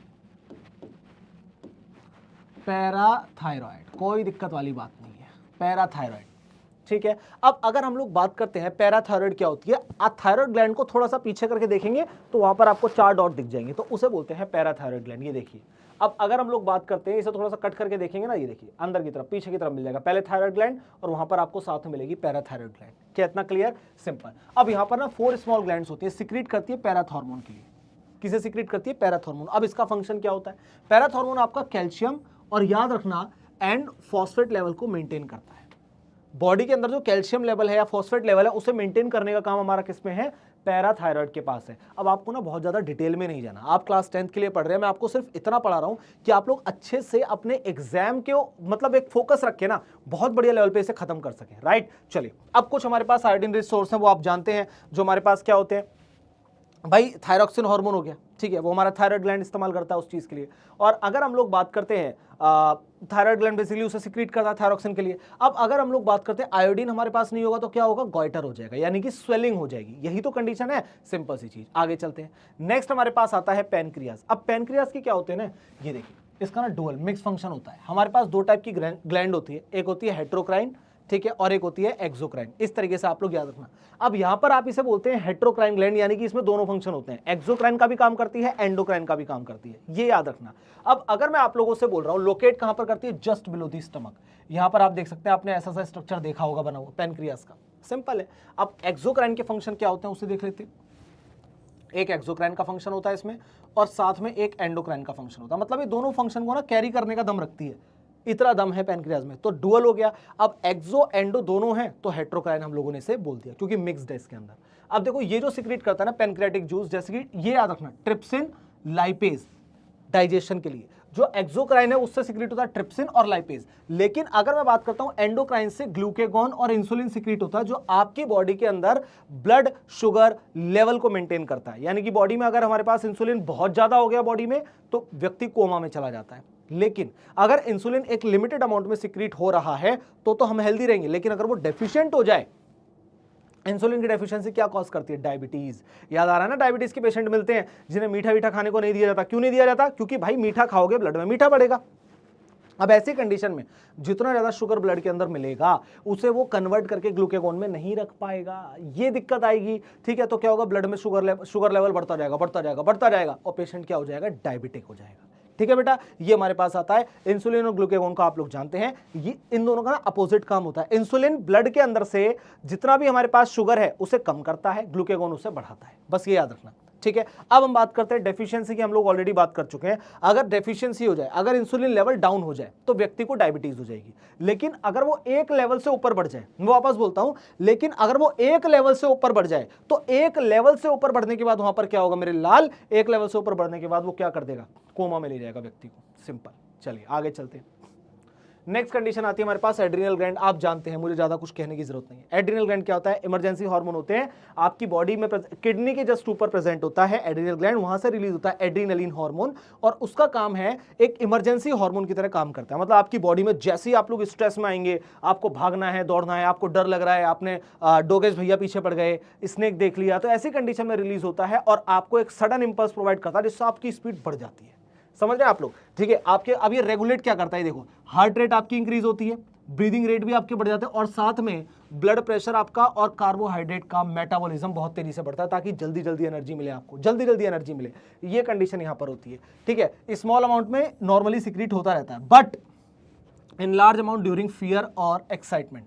कल पिकनिक जाना है, आज रात को ही एक्साइटमेंट है भयंकर वाली, कोई दिक्कत और आपत्ति नहीं, कल पिकनिक जाना है स्कूल को, लेकिन आज से ही रात से प्लानिंग चल रही है। हाँ, मैंने सबसे पहले बैग रखा, बैग में चिप्स रखे, और मैंने बैग में टकाटक रखा, और मैंने बैग में पेंसिल, नहीं पेंसिल का काम नहीं, पेंसिल हटा दो, और बैग में मैंने किताब, नहीं किताबें हटा दो, किताबें निकालो, और मैंने बैग में खाने पीने की चीज़ रखी। हाँ, प्रिया को क्या पसंद है, सुप्रिया को क्या पसंद है, वो लड़की क्या खाइए, सबका इंतजाम करके जा रहा, सबका फुल एक्साइटमेंट में मेरे लाल, यही चीज तू करिए। हाँ या ना, और मैंने नहीं तुमने, हाँ मैंने नहीं मेरे लाल तुमने, तो ठीक है। ये कंडीशन हमारे पास आ गई। अब ऐसी कंडीशन में क्या होता है ना, एक्साइटमेंट इतनी बढ़ती है ना, तो नींद आ रही है, ऐसे लेटे यार क्या मजा आ रहा होगा है। ऐसे टाइम पे तो मैं इस समय सुप्रिया और प्रिया के साथ हाथ पकड़ के ऐसे चल रहा हूँ गार्डन में, मस्त एकदम पिकनिक एंजॉय करता हूँ। आहा, दुनिया इधर से उधर, यहाँ से प्रिया मेरे से चिप्स मांगेगी और यहाँ से सुप्रिया मेरे से कुछ कोल्ड ड्रिंक मांगेगी, ये दिमाग में चलता है। और एक्साइटमेंट लेवल कहां होता है, यहां पर होता है भाई साहब, यहां पर। अब सोचो अगर ऐसी कंडीशन में आप लोगों से बात कर रहा हूं मैं, रिलीज होगा, क्या रिलीज होना चाहिए भाई, एड्रीनलिन। ऐसी कंडीशन में रिलीज होता है एड्रीनलिन, और इसे बोलते हैं हम लोग क्या, फाइट, फ्लाइट और फ्राइट रिस्पॉन्स। सिंपल। फाइट अगर आप कहीं लड़ लिए है ना, तो अचानक से आप घबरा जाओगे, तो ऐसी कंडीशन। फ्लाइट मतलब ऊंचाई पे जो आप लोग चढ़ते, पहली बार फ्लाइट में बैठे तब। फ्राइट मतलब डर जाना, सिंपल सी चीज। तो ये कंडीशन आपके पास आ गई, तो इसे इमरजेंसी भी हम लोग बोलते हैं। ग्लैंड्स ऑफ इमरजेंसी अगर आपके पास आ रहा है तो क्या नाम लिखेंगे, यहां पर आप लोग नाम लिखेंगे एड्रीनल ग्लैंड के लिए। अब हम लोग बात करते हैं टेस्टिस के लिए। जो टेस्टिस होते हैं ना, वो ह्यूमन मेल के अंदर प्रेजेंट होते हैं, ओवरीज होती है वो ह्यूमन फीमेल के अंदर प्रेजेंट होती है। टेस्टिस का काम होता है टेस्टोस्टेरोन को सिक्रीट करना, ठीक है। टेस्टिस प्रेजेंट है, टेस्टोस्टेरोन को सिक्रीट करेंगे, और टेस्टोस्टेरोन का काम होता है बॉडी में मसल को बिल्ड करना। तो इसीलिए आप लोगों ने देखा हो जो बॉडी की बनावट होती है वो ह्यूमन मेल और ह्यूमन फीमेल दोनों की डिफरेंट होती है। वहीं अगर मैं बात करता हूं आप लोगों से, ह्यूमन मेल के अंदर जो बनावट होती है थोड़ी सी स्ट्रांग होती है, ठीक है, थोड़ा सा मसल साइज इंक्रीज होता है, लेकिन ह्यूमन फीमेल की बात करें तो वहां पर ऐसी कंडीशन नहीं होती। सिंपल सी चीज। अब यहां पर बात करते हैं, देखो यहां पर कहां पर आपके पास चेंज आएगा, ब्रेन में आएगा, थॉट, मूड्स, फीलिंग, फेस में चेंज आएगा, हेयर, बियर्ड, मुस्ताचे आपके इंक्रीज करेंगे, सिंपल सी चीज। नेक में चेंज आएगा, चेस्ट में चेंज आएगा, ठीक है, अंडर आर्म्स में चेंज आएगा, पेनिस एंड टेस्टिस में आपके पास एनलार्जमेंट यहां पर देखने को मिलेगी, और लेग्स और हेयर्स आपको देखने को मिलेंगे। तो सारी की सारी चेंजेस ह्यूमन मेल और फीमेल में टोटली डिफरेंट होते हैं। कभी किसी फीमेल के आपने फेस पर हेयर ग्रो होते हुए देखे हैं, अगर देखें तो वो एक प्रॉब्लम होती है, ठीक है। और यहां पर हम बात करें नॉर्मल ह्यूमन बीइंग के लिए, ह्यूमन मेल के लिए, देखो ना बियर्ड आई हुई आराम से मस्त, किसकी वजह से, टेस्टोस्टेरोन की वजह से। तो अब देखते हैं, only in males, present only in males. ये मेल सेक्स हार्मोन प्रोड्यूस करता है जिसे हम लोग बोलते हैं टेस्टोस्टेरोन, और याद रखना मेल गैमीट भी बनाता है जिसे हम लोग बोलते हैं स्पर्म। यही स्पर्म तो होता है जो ह्यूमन फीमेल ओवम के साथ जाकर के फ्यूज करता है और क्या करता है, आगे बच्चे पैदा करता है, न्यू जनरेशन फॉर्म करता है, सिंपल सी चीज है। अब टेस्टोस्टेरोन कंट्रोल करता है development of male sex organ. अगर हम बात करें मेल की फीचर क्या होते हैं भाई, आप आवाज थोड़ी सी डीपर सुनेंगे, है ना, पिच थोड़ी सी लो हो जाएगी, लेकिन फीमेल के केस में आवाज पतली हो जाती है, पिच हाई हो जाती है। ये जो सारे चेंजेस है ना, ये हार्मोनल चेंजेस हैं जो आप देखने को यहां पर देखेंगे, ठीक है। अब फीमेल के अंदर अलग चेंजेस आएंगे, मेल के अंदर अलग चेंजेस आएंगे, तो वो सारी की सारी चीजें आपकी लिखी हैं। बात करते हैं ओवरीज, तो मैं ऑलरेडी आपको इसके बारे में बता चुका हूं। एक टर्म होता है जिसे हम बोलते हैं प्यूबर्टी, जो मेल और फीमेल दोनों में अलग अलग स्टेज में देखने को मिलता है। फीमेल में पहले आ जाता है प्यूबर्टी, और मेल के अंदर थोड़ा सा बाद आता है। यूजुअली लोग ऐसा मानते हैं प्यूबर्टी आ गई मतलब मैच्योरिटी आ गई, ऐसा कुछ नहीं है। प्यूबर्टी का मतलब है कि आप लोग सेक्सुअली डेवलप होना शुरू हो गए, ठीक है। ह्यूमन फीमेल में क्या होता है, पीरियड्स आना स्टार्ट हो जाते हैं, सिंपल सी चीजें क्या होता है, वहां पर पीरियड्स आना स्टार्ट हो जाते हैं। तो वहीं अगर हम बात करें ह्यूमन मेल के अंदर क्या स्टार्ट होता है, ह्यूमन मेल के अंदर वॉइस में चेंज होना स्टार्ट हो जाएगा, बियर्ड्स की ग्रोथ होना स्टार्ट हो जाएंगे और धीरे धीरे मसल साइज इंक्रीज होना शुरू हो जाएगा। तो ये सारी चीजें यहाँ पर देखने को मिलती हैं। तो यही आपने देखा, बस याद रखना वहां पर क्या वहां पर क्या रिलीज हो रहा था, वहां पर रिलीज हो रहा था टेस्टोस्टेरोन, यहाँ पर रिलीज होता है एस्ट्रोजन एंड प्रोजेस्टेरोन, जिसे हम लोग प्रोजेस्टेरोन को प्रेगनेंसी टाइम हार्मोन भी बोलते हैं। प्रेगनेंसी के दौरान रिलीज होने वाला हार्मोन प्रोजेस्टेरोन, और एस्ट्रोजन तो नॉर्मल रिलीज होता ही रहता है। इनके फंक्शन क्या होते हैं आप लोग जानते हैं, development of female sex organ, जैसे हमारे पास क्या सॉफ्ट स्किन हो गई, ठीक है, और इसके बाद वॉइस उनकी, ठीक है, मेमोरी ग्लैंड्स यानी ब्रेस्ट का डेवलपमेंट, ये कहाँ होता है, फीमेल्स के अंदर होता है। तो ये सारी कंडीशन और चेंजेस देखने को मिलते हैं। प्रोजेस्टेरोन क्या करता है, यूट्रस को, मैंने कहा ना आपसे प्रेगनेंसी टाइम हार्मोन है, तो वो क्या करेगा, ये क्या करता है, प्रिपेयर करता है यूट्रस को फॉर इम्प्लांटेशन। मेंटेन करता है किस चीज के लिए, प्रेगनेंसी के लिए। मैंने कहा मेंटेन करता है किस चीज के लिए, प्रेगनेंसी के लिए। अब चेंजेस किसकी वजह से होते हैं, एस्ट्रोजन की वजह से होते हैं, ठीक है, एसोसिएटेड विद द प्यूबर्टी। 10 से 12 साल के अंदर आ जाती है प्यूबर्टी फीमेल्स के अंदर, मेल्स के अंदर थोड़ी और 2-4 साल बाद आती है ना, लड़के तो होते ही बेवकूफ हैं। चलिए आगे बात करते हैं। अब हम बात करते हैं फीडबैक मैकेनिज्म। तो भाई फीडबैक मैकेनिज्म हमारी बॉडी का होता है। अब यूजुअली क्या होता है, आप लोगों ने क्लासेस में देखा होगा, कोचिंग में देखा होगा, स्कूल में देखा होगा, एक होता है फीडबैक फॉर्म। फीडबैक फॉर्म का मतलब होता है कि अगर हमसे कोई भी गलती हुई है या आपको लगता है कि हम अपनी इस चीज़ को ऐसे सुधार सकते हैं, तो आप लिख करके बता दीजिए, हम उस चीज़ को ठीक कर लेंगे, उस पर वर्क करेंगे। देखो काफ़ी टाइम क्या होता है ना, जब एक पूरा सिस्टम बनता है, मान लो एक पूरी कोचिंग को बिल्ड किया गया, तो वहाँ पर ना बड़े धुरंधर बैठाए जाते हैं, बहुत धुरंधर होते हैं अपनी अपनी फील्ड के, कोई फिजिक्स का है, कोई केमिस्ट्री का, कोई बायो का, कोई साइंस का, कोई कैसा, सब बैठाए जाते हैं। और कहा जाता है कि आप अपने स्पेसिफिक फंक्शन पे काम करो। आपका फंक्शन क्या है, आपका वर्क क्या है, बच्चों तक सही चीज़ें पहुँचाना। लेकिन फिर भी मैं ये मानता हूँ कि कुछ ना कुछ चीज़, देखो हर चीज़ 100% नहीं हो सकती। अगर आपको लगता है कि भाई मैंने जो काम किया है वो 100% हो गया, तो इसका मतलब आपने सीखना बिल्कुल ही छोड़ दिया, आपने सीखना छोड़ दिया, सीखने की कैपेबिलिटी खत्म कर ली। और अगर सीखने की कैपेबिलिटी खत्म हो गई ना, तो यकीन रखना भाई कुछ नहीं कर पाओगे। हर वक्त हर जगह पर कोई एक पॉइंट होता है जहां चेंज हो सकता है। तो वहां पर ना आप, बच्चे होते हैं, बच्चा क्या करता है ना, नोटिस करता है टीचर को, कहता है सर थोड़ा सा ना ऐसे करेंगे तो ठीक हो जाएगा, शायद थोड़े नोट्स ऐसे होंगे तो बेटर रहेगा सर, ऐसा। तो उस चीज को ना जब कोचिंग इंडस्ट्री अप्लाई करना शुरू करती है, तो क्या होता है, धीरे धीरे इवॉल्वमेंट होता है। और जब एवोल्यूशन होता है ना, तो बहुत तगड़ा होता है। लेकिन सोचो यार, अगर हमारी बॉडी के अंदर फीडबैक मैकेनिज्म में कोई फॉर्म भर रहा है, कोई उसका फीडबैक ले रहा है, कोई उसे समझा रहा है, कोई कर रहा है, बहुत दिक्कत आ जाएगी। तब तक तो व्यक्ति नहीं पटलेगा, है ना, 1-2 जनरेशन आ जाएंगी उसकी। नहीं, यहां पर फीडबैक मैकेनिज्म का मतलब हम लोग लेते हैं डायबिटिक्स से। मान लीजिए कि इंसुलिन लेवल बहुत ज़्यादा कम हो गया, बहुत कम हो गया, तो आप पैनक्रियास से बोला जाएगा भैया इंसुलिन को सिक्रीट कर, तो वो इंसुलिन को सिक्रीट करेगा ताकि बॉडी में जो ब्लड शुगर लेवल है वो नॉर्मल रहे। लेकिन सोचो अगर इंसुलिन लेवल बहुत ज्यादा हाई हो गया तो व्यक्ति कोमा में चला जाएगा, तो अब उसे लो करना पड़ेगा। तो ये सारे के सारे क्या होते हैं, फीडबैक मैकेनिज्म होते हैं, ठीक है। मतलब एक्सेस और डेफिशिएंसी हार्मोन को समझाना, उन्हें देखना, मतलब समझाना मतलब समझना, और फिर उनके ऊपर एक्ट करना। तो ये सारी चीजें होती है हमारे पास। यहां पर हम बात करें फीडबैक मैकेनिज्म के लिए। एक बार आप लोग यहां देख लीजिए कि शुगर लेवल बढ़ेगा, पैनक्रियास सेल उसे डिटेक्ट करेंगी, इंसुलिन को सिक्रीट करेंगी, इंसुलिन सिक्रीट होने के बाद वो क्या करेगा, ब्लड के शुगर लेवल को नॉर्मल कर देगा। ये होता है फीडबैक मैकेनिज्म। क्लियर, आगे चलते हैं। अब आप लोग देखेंगे यहां पर हमने जितने भी हार्मोन पढ़े हैं, जितने भी ग्लैंड्स पढ़ी हैं, देखो कौन सी ग्लैंड कौन से हार्मोन को निकाल रही है वो यहां पर है, फिर उसका फंक्शन क्या है वो यहां पर है। जैसे अगर मैं बात करता हूं, हमारे पास है कौन सा ग्लैंड है, पिट्यूटरी ग्लैंड है, या ऐसा मानिए आप ग्रोथ हार्मोन आपके पास है। ग्रोथ हार्मोन कहां से निकल रहा है, पिट्यूटरी ग्लैंड से निकल रहा है। कहां पर प्रेजेंट है, जस्ट बिलो द ब्रेन। क्या काम है भैया, growth and development of muscle. ज्यादा निकलेगा हाइट ज्यादा बढ़ जाएगी, कम निकलेगा हाइट कम हो जाएगी, सिंपल सी चीज। आगे आ जाइए, थायरॉक्सिन। थायरॉक्सिन कहां से निकला, थायराइड ग्लैंड से। क्या कर रहा है, metabolism, carbohydrate, fat, protein, simple सी चीज। आगे आ जाओ, नेक्स्ट आया पैराथॉर्मोन, याद है वो चार डॉट, पैराथायरॉइड ग्लैंड वहां पर हमारे पास प्रेजेंट है, ठीक है। ये देखिए काम क्या है इसका, कैल्शियम और फॉस्फेट लेवल को मेंटेन करना। और इसके बाद आ जाइए, नेक्स्ट आया थाइमस। थाइमस हमारे पास कहाँ है, थाइमस हमारे पास लोअर नेक में प्रेजेंट होता है, चेस्ट के साइड में प्रेजेंट होता है, इस साइड में जहां माइक देख रहे हैं ना आप, यहाँ कहीं प्रेजेंट होता है। क्लियर है। क्या काम होता है आपका, इम्यून सिस्टम को डेवलप करना। अब इम्यून सिस्टम को कैसे डेवलप करेगा मैं आपको बताता हूं कि थाइमस जो होता है ना, छोटे बच्चे का बड़ा सॉफ्ट होता है, आप ऐसा मानिए। सॉफ्ट होने की वजह से वो उसकी इम्यूनिटी बहुत स्ट्रांग होती है, लेकिन जैसे जैसे बड़ा होता रहता है उसमें ना कैल्सिफिकेशन होता है, वो जम जाता है, आप ऐसा मानिए, मैं सिंपल शब्दों में समझा रहा हूँ, ठीक है। उसकी वजह से उसका इम्यून सिस्टम बहुत ज़्यादा वीक हो जाता है। सिंपल। अब बात आती है इंसुलिन, आप ऑलरेडी पढ़ चुके हैं, ब्लड शुगर लेवल को कम करता है, ग्लूकेगॉन ब्लड शुगर लेवल को बढ़ाता है, जैसा आप देख सकते हैं। एड्रेनलिन इमरजेंसी हार्मोन है, आप जानते हैं आपकी ब्रीदिंग रेट, आपके ब्लड प्रेशर को इंक्रीज कर देता है ताकि आप इमरजेंसी कंडीशन में सर्वाइव कर सकें। नेक्स्ट है टेस्टोस्टेरोन, एस्ट्रोजन हम लोग पढ़ चुके हैं। टेस्टोस्टेरोन रिलीज होता है कहां से, टेस्टिस से, मेल के अंदर, और मेल के लिए ग्रो करता है। एस्ट्रोजन फीमेल ओवरी से रिलीज होता है और फीमेल के कैरेक्टरिस्टिक को ग्रो करता है। तो ये सारा का सारा चार्ट है, एक बार इस पे निगाह मार लीजिए, फिर हम आगे चलते हैं। तो यहां तक तो आप लोगों ने देख लिया होगा। अब बात करते हैं आगे की। तो नेक्स्ट आपके पास इसमें इससे रिलेटेड क्वेश्चन आ गए, तो आप इन क्वेश्चंस को देखेंगे, फिर हम बात करते हैं आगे नए टॉपिक की। चलिए बच्चा पार्टी, अब बारी आती है भैया प्लांट की। अब आपने ह्यूमन बीइंग को पढ़ लिया, मैंने क्या कहा ये चैप्टर हमारे पास कितने पार्ट में, 2 पार्ट में।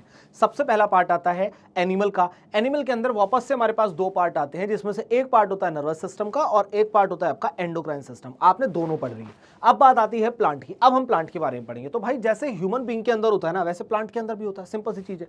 अब लेकिन दोनों में डिफरेंस क्या है, ठीक है। हमारे पास स्पेशलाइज सेल है, हमारे पास स्पेशलाइज टिश्यू है, इसके पास ऐसा कुछ नहीं है। हमारे पास नर्वस सिस्टम है, एंडोक्राइन सिस्टम है, यहां पर ऐसा कुछ नहीं है, ठीक है। यहां पर हम लोग क्या करते हैं, हमारे मसल की शेप एंड साइज चेंज हो सकती है, लेकिन यहां पर ये लाइट के अकॉर्डिंग वर्क करता है। ये एज इट इज एकदम से मतलब आपके अंदर आप ये नहीं बोल सकते कि एकदम से उठ और चलने शुरू कर दे। उसके पास वो पानी के बिहाफ पर मूव कर रहा है, वो लाइट के बिहाफ पर भी मूव करता है, लेकिन दोनों का फंक्शन एकदम सेम है। आगे चलते हैं।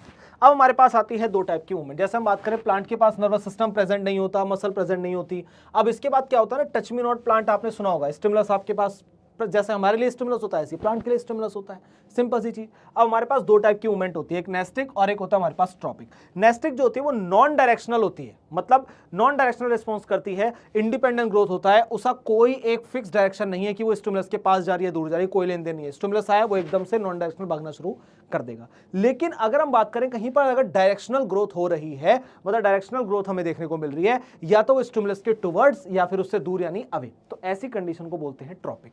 और ये डिपेंडेंट ऑन ग्रोथ होती है, याद रखना इस चीज के लिए, मूवमेंट के लिए। तो मैंने क्या बोला, नेस्टिक क्या होती है, इंडिपेंडेंट ऑफ ग्रोथ, इसे ग्रोथ से कोई लेना देना नहीं है। जबकि अगर हम बात करें ट्रॉपिक के लिए, इसे ग्रोथ से लेना देना है, ये ग्रोथ पर ही डिपेंड करती है, या तो स्टिमुलस के पास या फिर उससे दूर। क्या इतना क्लियर है? नेक्स्ट हम बात करते हैं आगे। अब आप लोग ट्रॉपिक मूवमेंट के लिए 2 टाइप से देख सकते हैं, एक होता है पॉजिटिव और एक होता है नेगेटिव। मैंने क्या बोला, ट्रॉपिक मूवमेंट का मतलब क्या हुआ, या तो वो जाएगा स्टिमुलस के पास या उससे दूर। अगर वो स्टिमुलस के पास जा रहा है, ठीक है, यहां पर आप देखिए, when a plant part grow और मूव टुवर्ड्स द, ये इंपॉर्टेंट है, मूव टुवर्ड्स द स्टिमुलस, तो उसे हम बोलते हैं क्या, पॉजिटिव, ठीक है। लेकिन अगर हम लोग यही बात करें कि नेगेटिव के अंदर हमारे पास क्या कंडीशन क्रिएट होगी, तो नेगेटिव क्या करता है, उससे दूर भागेगा। वो पास भाग रहा था, ये दूर भागेगा, सिंपल सी चीज है, ठीक है। ये देख लीजिए आप लोग। और यहां पर क्या कर रहा है, such as root growing toward the water और स्टेम, जैसे भाई स्टेम है, रूट है, हमारे पास रूट है, स्टेम है, ये सारे कहां जाते हैं, इन्हें पानी चाहिए, पानी की तरफ भागने लग जाएंगे, ठीक है। तो ये हमारे पास कंडीशन आ गई। व्हेन अ प्लांट ग्रो और move away from the stimuli. अब ये स्टिमुलस से अगर दूर भाग रहा है तो हम इसे क्या बोलते हैं, लाइट से दूर भाग रहा है, देख लेते हैं like root growing away from the light, ठीक है। तो ऐसी कंडीशन को हम लोग बोलते हैं नेगेटिव ट्रॉपिज्म। अब ये जो हमारे पास है टर्म, इसके अंदर क्लासिफिकेशन क्या आती है, इसमें एक होता है phototropism, thigmotropism, geotropism, hydrotropism, chemotropism. एक सिंपल वर्ड में समझाता हूं। फोटोट्रॉपिज्म रिलेटेड टू लाइट, और आपके पास थिग्मोट्रॉपिज्म के अंदर क्या होता है, टेंड्रिल्स प्रेजेंट होते हैं। जैसे आपने देखा होगा ना, अंगूर वगैरह की बेल लगी होती है, वो ऐसे ऐसे लिपटती हुई जाती है आगे, उसे बोल रहा है। जियोट्रॉपिज्म ग्रेविटी से रिलेटेड है, हाइड्रोट्रॉपिज्म वाटर, और कीमोट्रॉपिज्म आपका केमिकल से रिलेटेड है। अब एक एक करके इनकी बात करते हैं। जैसे फोटोट्रॉपिज्म का मतलब आता है, या तो वो क्या करेगा, या तो मूव करेगा टुवर्ड द लाइट या फिर मूव करेगा अवे फ्रॉम द लाइट। अगर टुवर्ड द लाइट मूव कर रहा है तो ऐसी कंडीशन को हम लोग बोलते हैं पॉजिटिव फोटोट्रॉपिज्म, और अगर उससे दूर भाग रहा है तो ऐसी कंडीशन को बोलते हैं नेगेटिव ट्रॉपिज्म। क्या फोटोट्रॉपिज्म, क्या इतना क्लियर है? सिंपल सी चीज है। अब आप ये देख सकते हैं कि मूवमेंट लाइट के बिहाफ पर जो मूवमेंट होती है वो उसे बोलते हैं हम लोग क्या, फोटोट्रॉपिज्म। अब ये 2 टाइप की, एक पॉजिटिव और एक नेगेटिव। पॉजिटिव का मतलब टुवर्ड्स द लाइट, ठीक है, नेगेटिव का मतलब अवे फ्रॉम द लाइट। तो ये हमें यहां पर याद रखना है, ठीक है। अब याद रखना यहां पर, जैसे आप यहां पर देख सकते हैं कि germinated bean seed kept in a flask आपने यहां पर रखा, एक जर्मिनेटेड बीन सीड को आपने यहां पर रखा, यहां पर आपने रोशनी प्रोवाइड करना शुरू करा, लाइट प्रोवाइड करनी शुरू करी, तो इसने क्या करा, अपने आप को उस तरफ बेंड कर लिया। इट मीन से क्या हुआ, पॉजिटिव फोटोट्रॉपिज्म। क्लियर है? आगे चलते हैं। नेक्स्ट आपके पास है जियोट्रॉपिज्म, भाई ग्रेविटी के अगेंस्ट में, और या फिर उसके या तो ग्रेविटी की तरफ या उससे दूर, सिंपल। पॉजिटिव मतलब क्या होता है हमारे पास, प्लांट पार्ट ग्रो करते हैं मतलब टुवर्ड द ग्रेविटी, डाउनवर्डेड, ठीक है, जैसे कि हमारे रूट्स हो गए। लेकिन नेगेटिव जो हमारे पास होता है ये अवे फ्रॉम द ग्रेविटी, यानी कि ऊपर की तरफ जाएंगे तो क्या है, अवे फ्रॉम द ग्रेविटी है, ये हमारे जैसे स्टेम हो गया, उसका रूट हो गया। अब आता है कीमोट्रोपिज्म वही केमिकल का रिस्पॉन्स करता है, ठीक है। तो यहां पर ना पॉलिनेशन हम लोग लेते हैं कि पॉलन ग्रेन आया, पॉलन ग्रेन आकर के उस पर स्टिक कर गया, स्टिक करने के बाद क्या होगा, पॉलन ग्रेन अब आगे ट्रेवल करेगा, ठीक है। तो यहां पर अगर मैं बात करता हूं, वापस से आपको दो चीजें देखने को मिलती हैं। एक होता है बच्चों पॉजिटिव कीमोट्रोपिज्म, एक होता है नेगेटिव कीमोट्रोपिज्म। ये देखिए, एक होता है हमारे पास पॉजिटिव कीमोट्रोपिज्म, एक होता है नेगेटिव कीमोट्रोपिज्म। पॉजिटिव मतलब टुवर्ड द केमिकल, जैसे pollen tube growing toward the ovules, और अवे फ्रॉम द केमिकल, ये हमारे पास क्या है, नेगेटिव रिस्पॉन्स है। आगे चलते हैं, नेक्स्ट आपके पास आता है हाइड्रोट्रोपिज्म। पॉजिटिव नेगेटिव वापस से सेम, क्या है ये, वाटर के लिए रिस्पॉन्स कर रहा है, रिस्पॉन्स करता है वाटर के लिए। तो पॉजिटिव का मतलब क्या हो गया, जहां पर पानी प्रेजेंट है वहां भाग जाएगा, तो देखिए मूव टुवर्ड दी वाटर। और नेगेटिव मतलब क्या हो गया, move away from the water, ये वाटर से दूर भागेगा। ये देखिए हमारे पास पोर्शन दिख रहा है आपको, सिंपल। अगला आता है थिग्मोट्रोपिज्म। मैं कहता ना बेल लगी होती है, तो आपने ऐसा देखा होगा अंगूर की बेल लगी होना, ठीक है, ये सारी मनी प्लांट के अंदर भी सेम कंडीशन होती है। तो ये हमारे पास जो होता है इसे बोलते हैं थिग्मोट्रोपिज्म। टेंड्रिल्स होते हैं, थ्रेड लाइक स्ट्रक्चर होता है, वो जो भी उसे दिखता है ना उसके ऊपर ऐसे घूमना शुरू कर देता है, सिंपल सिंपल सिंपल, उसे फॉलो करता हुआ, ठीक है। और ये याद रखना कि they are sensitive to touch and show positive thigmotropism, meaning they grow towards the object they touch। इसका मतलब ये इतने ज्यादा सेंसिटिव होते हैं कि अगर मान लो आपने एक लकड़ी लगा दी वहां पर, ठीक है, और ये क्या करेगा, उसे टच करेगा, उससे सेंस कर लेगा, सेंस करने के बाद उसी के ऊपर ग्रो करना शुरू कर देगा, सिंपल। क्या इतना क्लियर है? आगे चलते हैं। नेक्स्ट आपके पास आता है नेस्टिक मूवमेंट। तो टॉपिक तो आप लोगों ने पढ़ लिया कि भैया हमारे पास होता है कि या तो दूर भागेगा या पास भागेगा, और ग्रोथ डिपेंडेंट होता है, वो मूवमेंट जो होती है ग्रोथ डिपेंडेंट होती है। अब जो इंडिपेंडेंट ऑफ ग्रोथ होती है उसे हम लोग क्या बोलते हैं, वो होती है नेस्टिक मूवमेंट। इसे स्टिमुलस के आगे या पीछे भागने की कोई रिप्रेजेंटेशन नहीं है, इंडिपेंडेंट ऑफ ग्रोथ है ये। यहां पर आपको जो क्राइटेरिया देखने को मिलता है वो दो, एक होता है थिग्मोनेस्टी और एक होता है फोटोनेस्टी। इट मींस ये नॉन डायरेक्शनल है और movement in response to touch, ठीक है। इन द सेंसिटिव प्लांट, जैसे हमारे पास मिमोसा हो गया, पीडिका, और क्या हो गया, ये आप देख सकते हैं छुई मुई का पेड़ आप लोगों ने सुना होगा, ठीक है, ये हमारे पास आ गया। जैसे ही आप इसे टच करते हैं तो एकदम से क्या करता है, अपने आप को कॉन्ट्रैक्ट कर लेता है, ये होता है, ठीक है। अब एक होता है हमारे पास क्या, फोटोनेस्टी। फोटोनेस्टी का मतलब क्या होता है, नॉन डायरेक्शनल मूवमेंट है ये भी, ठीक है। अब ये जो होते हैं याद रखना, जैसे आप यहां पर देख सकते हैं व्हेन द सरफेस, यहां पर आउटर सरफेस ग्रो मोर, जैसे कि हम देख रहे हैं, हमने डेंडेलियन देख लिया, ट्यूलिप देख लिया, ठीक है। यहां पर आप देखिए, तो ये सारे क्या होते हैं हमारे पास, एक होता है day night plant. Day night plant आप लोगों ने सुना होगा, एक दिन में और एक रात में, ठीक है। तो यानी कि अगर फोटो सेंसिटिव है, ठीक है, तो हमारे पास ये क्राइटेरिया आएगा जिसे हम बोलते हैं फोटोनेस्टी। लेकिन अगर हमारे पास टच मी नॉट टाइप है तो हमारे पास क्या आएगा, वो थिग्मोनेस्टी आएगा। क्या इतना क्लियर? आगे चलते हैं।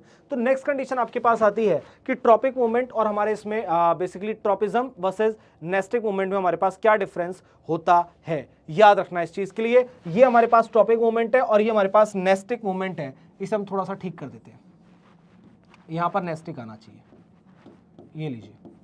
ट्रॉपिक और नेस्टिक मूवमेंट की बात हो रही है, तो इसे एक बार देखते हैं। ये यूनिडायरेक्शनल होता है, ये नॉन डायरेक्शनल होता है, मतलब या तो वो भागेगा टुवर्ड द स्टिमुलस या अवे फ्रॉम द स्टिमुलस। इसका ऐसा कुछ नहीं है, इसका कुछ नहीं है ऐसा, ठीक है। नेक्स्ट, ये ग्रोथ डिपेंडेंट मूवमेंट होती है और वो क्या होती है हमारे पास, ग्रोथ इंडिपेंडेंट मूवमेंट होती है। अब अगर हम बात करें, या तो ये परमानेंट और इरिवर्सिबल होता है, मतलब आप इसे चेंज नहीं कर सकते यूजुअली, लेकिन ये ऐसा नहीं है, ये रिवर्सिबल, टेम्परेरी रहेगा और रिवर्सिबल है, आप इसे चेंज भी कर सकते हो, कोई दिक्कत नहीं है। क्या इतना क्लियर है?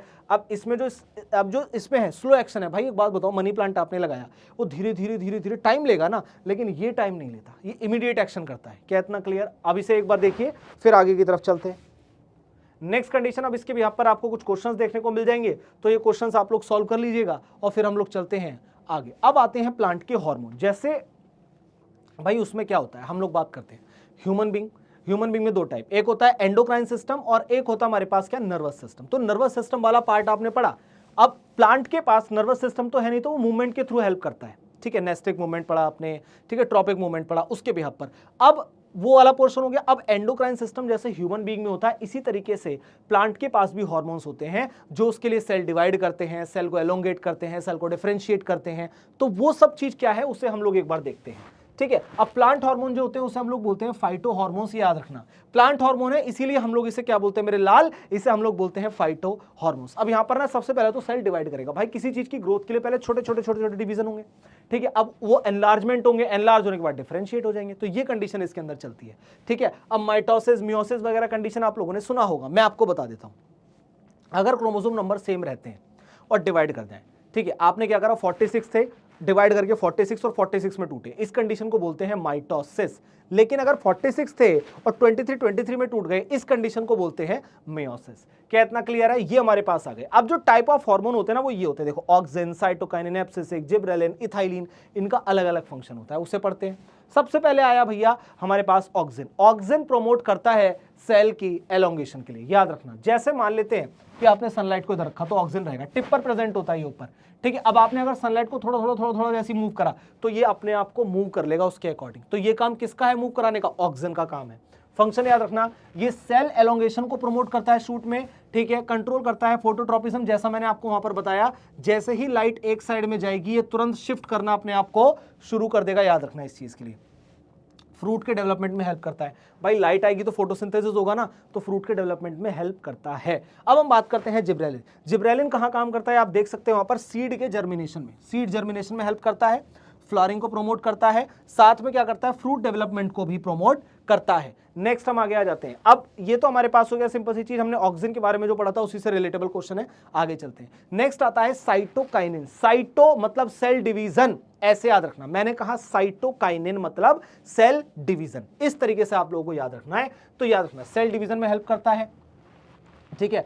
High concentration in fruits and seeds में देखने को मिलता है। सेल डिवीजन मेन पोर्शन है, याद रखना, मैं फिर बोल रहा हूं मेरे लाल, सेल डिवीजन मेन पोर्शन है। आगे आ जाइए। एब्सिसिक एसिड को हम लोग स्ट्रेस हार्मोन भी बोलते हैं। यार जैसे ह्यूमन बीइंग को स्ट्रेस होता है, प्लांट को भी तो होता होगा। सर ये कैसी बात कर रहे हैं आप, प्लांट को कैसे स्ट्रेस हो सकता है? तो मेरे लाल, प्लांट को भी स्ट्रेस होता है, वो बात अलग है कि उसके स्ट्रेस की कंडीशन अलग है। तो वो कैसे होता होगा? तो प्लांट को स्ट्रेस होता है पानी का, कि भाई पानी कम ना हो, ज्यादा ना हो। जैसे ही पानी कम होता है तो उसे क्या लगता है? पानी ना लॉस ना हो जाए, वाटर का लॉस ना हो, वो सारी चीजें बंद कर देता है, अचानक से बंद करता है, तो इसीलिए उसे बोलते हैं स्ट्रेस हार्मोन। अब इसे एक बार पढ़ते हैं। ये इनहिबिट कर देता है ग्रोथ को, इनहिबिट मतलब रोकना, रोकना। तो याद रखना अपोजिट में जो ऑक्सिन के और जिब्रेलिन के काम करता है वो कौन है? वो एब्सिसिक एसिड है। नेक्स्ट आपके पास क्या है? ये कॉज करता है विल्टिंग ऑफ लीव्स, एकदम से उन्हें आपस में क्या कर ले? विल्ट कर देगा उन्हें। यहां तक की बात समझ में आ रही है? आगे चलते हैं। नेक्स्ट हमारे पास क्या था? Dormancy in seed and buds. यहां तक कि आपको समझ में आ गई, स्ट्रेस हार्मोन को याद रखना है। इथाइलिन फ्रूट को राइप करने में, मतलब सड़ाने में काम करता है, ठीक है। मतलब जल्दी एज को बढ़ाने में जो हेल्प करता है वो इथाइलिन काम करता है, याद रखना इस चीज के लिए। आगे चलते हैं। अब जैसे हमने ह्यूमन बीइंग में पढ़ा था ऐसे ही यहां पर आ गए। सबसे पहले ऑक्सिन कहां पर रिलीज होता है? शूट टिप, प्रमोट करता है सेल एलोंगेशन, फोटोट्रोपिज्म, जियोट्रोपिज्म। फिर आया जिब्रेलिन, भाई स्टेम रीजन, प्रमोट करता है स्टेम एलोंगेशन के लिए, सीड जर्मिनेशन में हेल्प करता है। साइटोकाइनिन सेल डिवीजन में हेल्प करता है, और साथ में फ्रूट एंड सीड के लिए क्या करता है? हमारे पास प्रेजेंट होगा, लोकेशन इसकी। नेक्स्ट आया एब्सिसिक एसिड, स्ट्रेस हार्मोन होता है, हम लोग जानते हैं, बहुत सारे प्लांट के अंदर देखने को मिलता है। और इथाइलिन फ्रूट को राइप करने में हेल्प करता है, मतलब जल्दी एज को बढ़ाता है। इतना आप लोगों को समझ में आया? ये हमारे पास फिर कुछ क्वेश्चंस आते हैं, ये देखिए। आप इन क्वेश्चन को बढ़िया तरीके से करेंगे, और अगर आप लोग यहां तक आ गए ना तो यकीन रखिए कि आप लोगों ने बहुत अच्छे तरीके से वन शॉट जो कि हमारा चैप्टर कंट्रोल एंड कोऑर्डिनेशन को खत्म कर दिया। और मैं एग्जाम के लिए सिर्फ इतनी सी चीज बोलना चाहूंगा कि 2x में इस लेक्चर को देख के खत्म कर देना। और मेरे लाल, अगर इतना कर लिया तो इसके बाद कुछ और करने की जरूरत नहीं है। चले बच्चों, मिलते हैं आप लोगों से फिर कभी एक नए वन शॉट के साथ। Thank you so much.